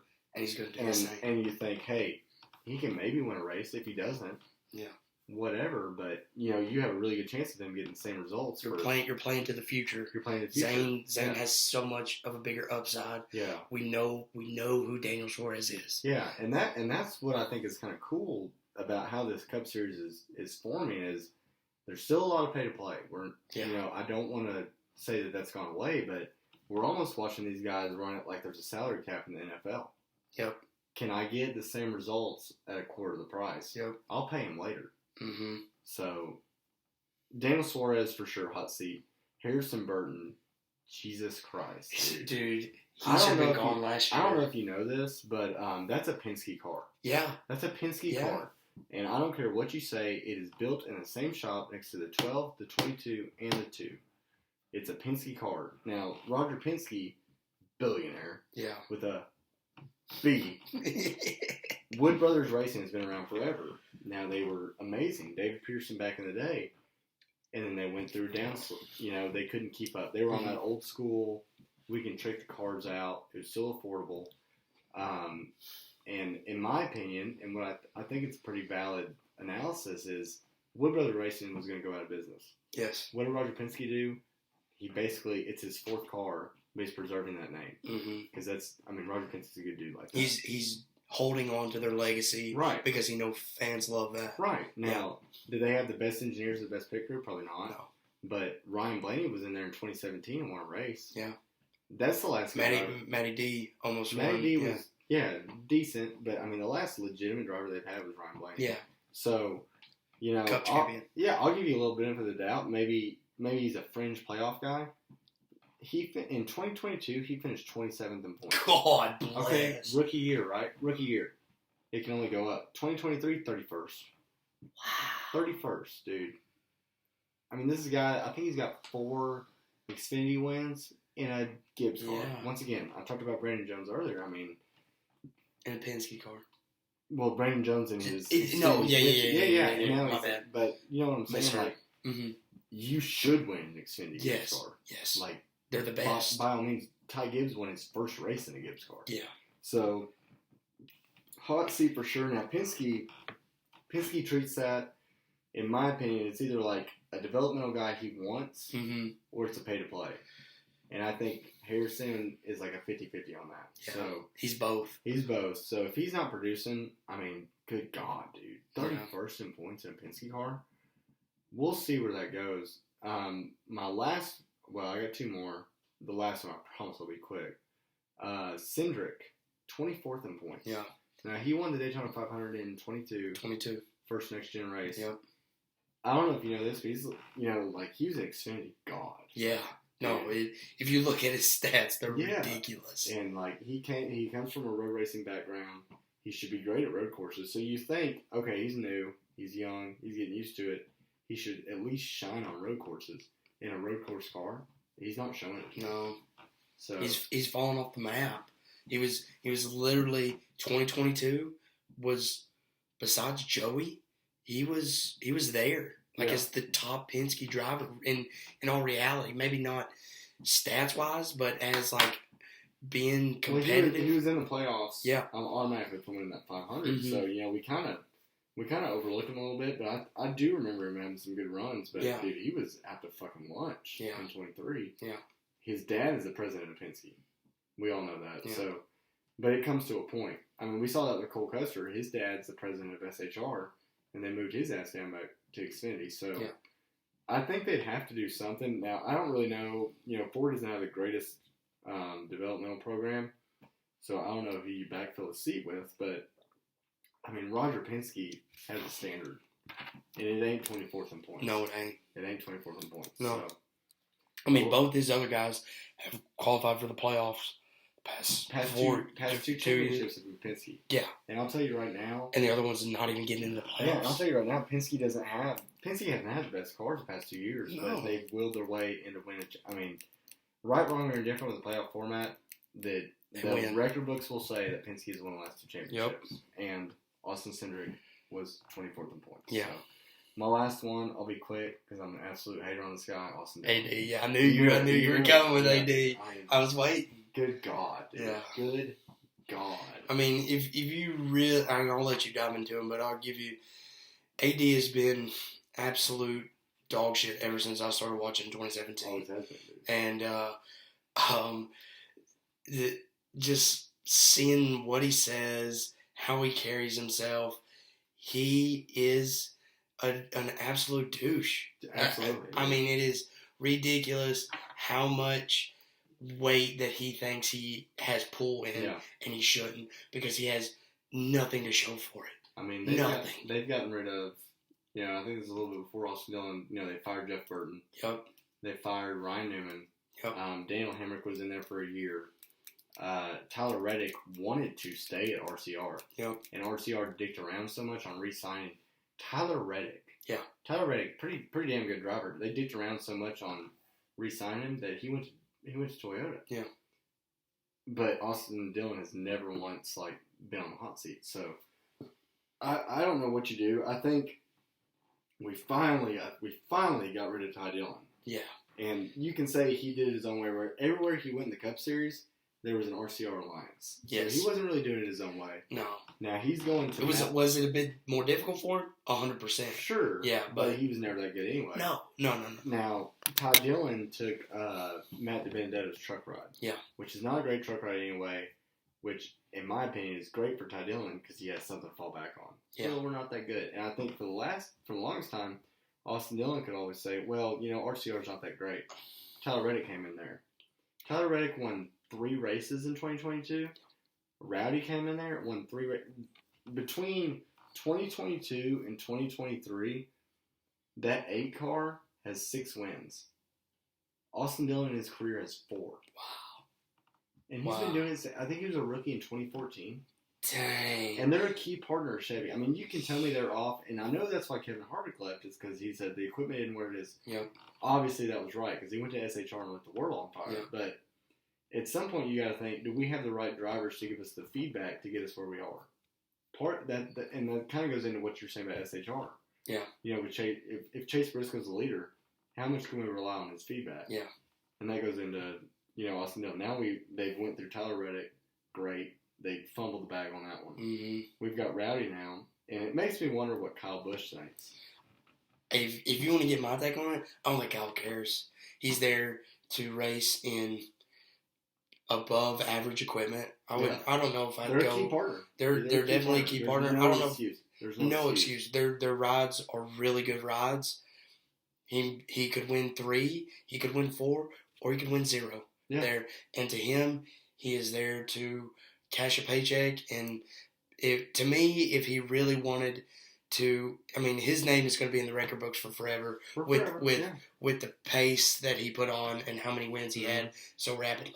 Now, we've clearly seen this fall off with him, but I literally think, I wouldn't say he's lost the drive to, but he's fine. He's okay with being in that car. And how I feel like when you're surrounded by other dudes that want to win, your potential, your drive is driven more. High tide should raise all ships. Yes. It's never been and the when case. you're with Austin Dillon, why are you worried? Yeah. All you got to do is win one.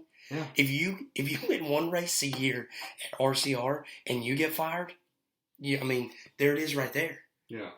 That's the writing on the wall that you didn't even need to be a part of that team to begin with. Yeah. Because they haven't even thought about asking Austin Dillon to step down, much less firing him. Never. And that's the only reason I bring up Kyle Busch is because, he started in the Cup Series at Hendrick. Jeff Gordon and Jimmy Johnson were his teammates. Yeah. You talk about a Monday morning meeting, that's a meeting. Yeah. Okay, he gets, we'll not call it fired. It was a weird situation. He goes to Gibbs, right? I mean, look at the guys that Gibbs had. Yeah. I mean, he had Denny Hamlin as a teammate for years. Yeah. He had Matt Kenseth as a teammate. Then he had, then he had Carl Edwards. Kyle Busch, great talent, but it doesn't matter how good you are. If you have good guys to lean on, it's going to help you. Yes, it's going to help you. And so that's the only reason I think but what do you say if you're Kyle Busch? Yeah, are you going to sit in the meeting and be like, my teammate sucks? You can not to the there. Guy that's his grandson. Yeah, not there. You could anywhere else. Yeah, but maybe besides Penske. Right. You couldn't be talking about Cindric like that. But see, I feel like even Penske, completely different situation because that's the team president. Yeah, They could fire. That's true. They could fire both of them. Yeah. They won't, but you know what I mean? It's different. It is. I spent more time on that than I wanted, but dude, I feel like they need to push him into a managerial role. He won't be good at it because what experience does he have? 0. But let him run that team into the ground. Let him run some. I guarantee. I mean, I've heard him speak. He knows how to talk. He's to me. No, he's not that young, but dude, he never matured. Never. He doesn't take responsibility. He had a show on the USA Network. Yeah. That was oh god. I'm like, dude, you have never solidified yourself as a Cup talent. And you're gonna let a USA Network reality, like the Kardashians, come into your where's your head at? Yeah. But dude, I mean, I'll end it on this. Put him in the office and let him approve expense reports. Yeah. Yeah. Keep him on the payroll. Yeah. Let him sweep the race floor. Yeah, you have to. Yeah. He is the grandson, so. All right, so that kind of the only thing. And we're going along here, but we'll figure it out. Let's just move right into. Do you have your playoff guys picked? Yeah, I got him. Give him to me. Denny. All right. And do you want me to make a case for these guys? No, let's just say them. Let's just say them. And then if you got some crazy ones, we'll get into them. Denny, Ross, Joey, and the last one, Tyler Reddick. And I will say it was tough. I was between Tyler Reddick and Seabell. Dude, Seabell, again, we're talking way too early. We haven't even seen him race this year. But I think 23-11 is making massive strides. Yeah. Tyler Reddick, out of those two, is the best. So that's your champ forward is Denny, Ross, Joey, and Reddick. Yeah. Okay. Yeah. Okay. I mean, we're talking way too early. Yeah, That's yeah. But if You'll you look were, like a genius if you're right. I would. Yeah. But I'd make those dudes may not even make the top 12. Yeah. You know, I mean that's how it is. We don't know, but that's what I'm going to kind of ride with.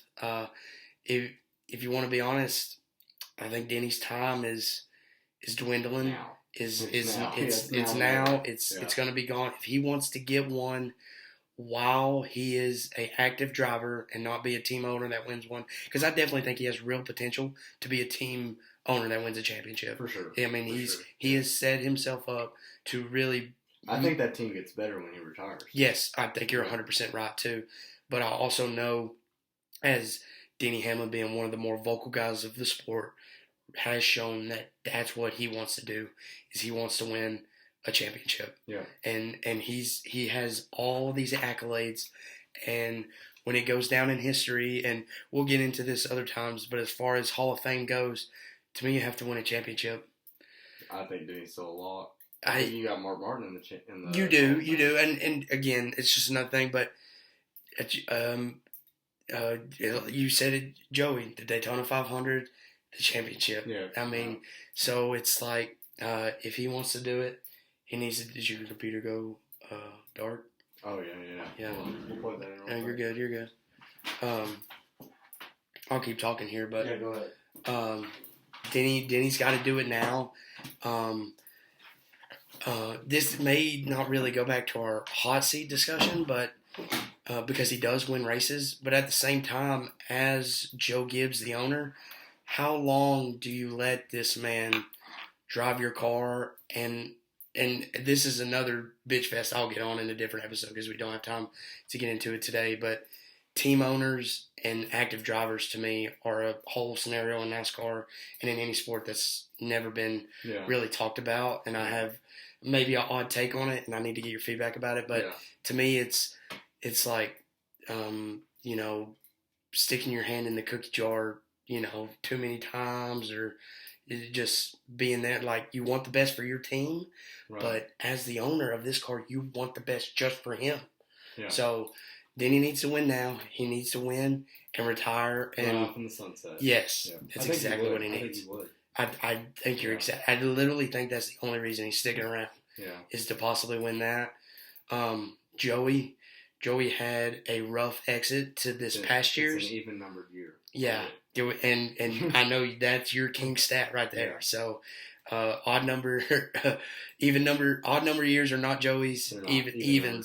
Evens are Joey's. It's an even year, and you can't tell me that it somehow a Penske car gets hot every single playoff run. They'll make it happen. They will. So, Tyler Reddick, and then who did I say my other one was? So you had Denny, Ross, Joey, and Reddick. Ross.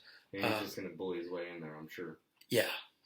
So I had all my playoff guys. I didn't have anyone crazy, so this year I'm really not banking on any nuts winners. Like, I'm not banking on a Ricky Stenhouse. I'm not banking on Michael McDowell. I think we're going to have a pretty run of the middle. So I had like all four Hendrick guys. I had all four Gibbs guys because one thing we didn't really touch on too much, but like I think Ty Gibbs comes out this year. You good? I think he comes out. If you could bet on a prop right now, 2+ wins, Ty Gibbs, whatever that odd is, I'm smashing. I think he spent this first year not only learning, but just like getting a little credibility. Yeah. Because he was a weapon in Xfinity. And I think Carson Hostfar is going to see that same thing where he was a weapon. Mm-hmm. And if he comes in doing that same thing in Cup, they won't let him finish top 20. No. And I think Ty Gibbs was quiet. Now, he had some run-ins with Joey for sure. But, like, if you have run-in with Joey, your older guys like Kevin, they'll be like, yeah, we get it. Yeah, good on. They'll give you a little pat on the back, say, hang in there. Yeah, he's a little bitch. I had the same thing. Right? Yes, yeah. He didn't piss off anybody of merit. No. And not saying that Joe didn't have merit. I'm just saying, like, he didn't piss off your old school guys. Yes. So I think Ty Gibbs comes out this year. Are you saying he's a 4? Championship 4? Okay. No, I was just saying my playoff guys. So my final 4 are Larson. You have to. Logano. Yep. Even number year. I had Ross as well. and I had Denny as well. Okay, so we're pretty close. We're pretty close. Yeah. I'm looking back. 2014, first year of this format, Joey finished 4th, so he's in the top 4. Yep. 2015, he was not in the Final 4. 2016, 2nd. Yep. 2017 didn't even make the playoffs. Mm-hmm. Didn't even make the playoffs. Think about that. 2018 champion, Final 4. Yep. 2019 5th, not the Final 4. 2020 3rd, Final 4. 2021 8th, not the Final 4. 2022 champion. Final 4. 2023 12th, early round exit. Yep. So obviously, it's been 10 years. Yeah. You have to take the stats on that. You're right. I mean, that's not. And Austin's been he's harped on that every time. Yeah. I mean, well, it's like it's gonna happen. I mean, it's set in stone, like you said. He just read it, dude. It is the most Joey thing ever. If FanDuel was worth the shit, like you said, they have a Final 4 bet right now. Yeah. And Logano would probably be negative odds. Yeah, I mean, even they know. Yeah. Even they know. Yeah. So that's kind of mine. I like it. I mean, we've got 3 of the 4 same drivers. We'll definitely have to track that, see how it goes. Yeah, we'll see how that goes. Yeah, that's going to be interesting to watch. Real quick, if you had to pick a rivalry that you want to see happen, you got a YouTube happened? Yeah, I don't know what happened. If you had to pick some rivalries you wanted to see happen, what do you want to see happen? That's what it's all about. Yeah. First one, Denny Ross. Yeah. Get that fire back up. It. Yes, dude. I think they're too buddy now. They are too buddy now, and again, Ross made a lot of enemies too quickly. You like there is you can make, not for me, but no, I mean yes, as a Ross supporter, you do not want to see 6 of the 8 top drivers of the sport talking about how Ross needs to calm his shit down. Yeah. So that's a rivalry I want to see. How can we not hit on the Joey and Ty? We gotta get that going. The only thing that's gonna stop that is Joey is like 2 foot taller than Ty. Yeah. There's no physical competition. Yeah. But you're talking about 2 guys that like do not give a shit. I know. Like if and they said it. I don't know if you watched their video, but Joey went and confronted Ty. And was like, you can't do that, yada, yada, yada. And right, wrong, or different, that's how Joey feels. Yes. Whether you think he's in the right or wrong, that's how Joey feels. Mm-hmm. And Ty said, that's just how you are. I've watched you my whole life. Yeah.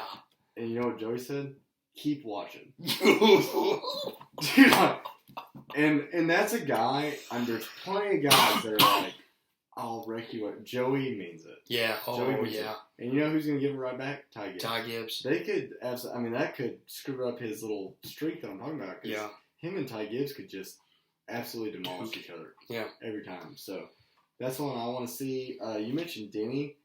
Going into some old rivalries, Brad Kay and Kyle Busch had a rivalry way back in the day.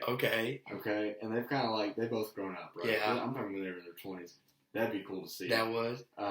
Brad Kay and Denny had a rivalry back in the day. Ooh. Let's spark that up. Now that RFK's running better, maybe they get into it. A little known rivalry.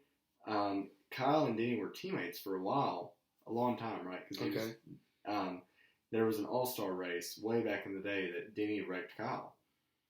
And Kyle was pissy about it, dude. He was like, I thought we were teammates. And Denny was like, I thought last lap of the all-star race, there was no holds barred. Fair enough, right? Yeah.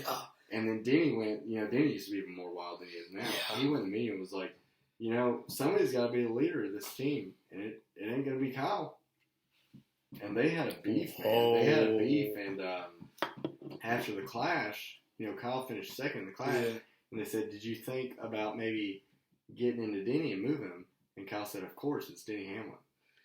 Dang. Now, Denny does respect Kyle a lot. Denny's talked about on his podcast, he's like, Kyle's one of the cleanest guys. He's always, but dude, selfishly, I wish they would just hate each other. Mm-hmm. I want some guys. Kyle's in his late 30s, Denny's in his 40s. Like, give me a old school, veteran rivalry and see where that goes. So that's kind of what I would like to see. I think if Carson Hocevar comes out like he has in the Truck Series, I think some of these Cup guys, even if he doesn't do anything, they're not gonna let him by. Yeah. Do you know who I don't know why I've circled that? Carson Hocevar has the potential to be a rival with every single other Cup driver. The one name at the top of that list, though, for me is Bowman. Okay. Bowman would love to be, to me, at Hendrick, right now he's number 4. Yeah. I mean, I would hope that Carson and Bowman aren't running around each other. You're right. Yeah. I'm hoping the same thing as well. But you know how Bowman can be. Yeah. Bowman can be that shit, dude. Yeah. He can be awful for no reason whatsoever. He's checkers or records. He is. But I can see Bowman using his experience in the Cup Series, thinking he has seniority. He's been there and trying to pick a fight with Carson Hocevar if it comes down to they're running 15th. Carson's having a good race. Good day for Carson. A little bit of a struggle day for Bowman. And they've been at it for 75 laps. Yeah. And Carson, you know how Carson is. Something's got to give. Yeah. Carson's had a damn good day. Yeah. He wants to make it, awesome. wouldn't it? Yeah, he wants to make it a little bit better. Yeah. And Bowman's struggling. He's in a Hendrick. He's in a Hendrick car. He shouldn't be running like that. Carson's probably leading. Yes. Yeah. And William Byron's number 3. Chase is back here in 8th. And Bowman's back here struggling. In the Hornet's nest. Yes. Yeah. And it's like, it would be. Yeah. I mean, there's so this is something we will consistently talk about here is, and me and him are big on it. Rivalries make this sport way better. Yeah, the last thing I want is for Carson Hocevar to come in here and be like, I need to earn the respect of these guys. Yes. Yeah. I don't want him to. No. I want him to drive like an idiot. Yeah. Dude, please. Please. Yeah. Dude, like, get your teeth kicked in by these older guys and learn that way. Yeah. So, or even better, come in there and think, I don't care how old you are, I'm going to do it my way. Yeah. That would be great for the sport. Yes. It's and me and him have had conversations about this before, that with Denny's golf thing, with his basketball thing, the sport has, and you can talk about the past a lot more than I can, but they've all become buddy a lot. Yeah. And that's what I do kind of enjoy about Joey. Is Joey is able to kind of be buddy outside the track, but as soon as Thursday or Friday get there and they step onto that racetrack, fuck them. Yes. Yeah. And to me, I'm cool with you being friends outside the track if you can do that. Yeah. I just don't think guys can do that. Yeah. Ryan Blaney is never going to turn Bubba Wallace. No. He's never going to turn Chase. It took Denny Hamlin. Denny and Larson are big buddies. It took Denny, running Larson pretty rough. And, like, hey, I'll say it's for the win. Like, it's racing, but, like, if you're Kyle Larson, that's dirty. Yeah. It took 2 times of that for Larson to, like, eventually be like, I might race him. Yeah. You know what I mean? No. Like, that's how much it's taken now because these guys are such good buddies. Mm-hmm. And, I'm like you, dude. I don't want anyone to be friends. No. I don't want anyone to be friends. No. So, and that's another thing about Ross that I've heard him say is, like, they have that motorhome lot. Yep. And Ross doesn't have a motorhome. He stays in the hotels with the crew. Yeah. He's like, well, I don't want to be with those guys. They don't want to hang out. He's never been with those guys, yeah. So, he bring said your friends to the track. Yeah. Your friends aren't at the track. They're not. So, they're not.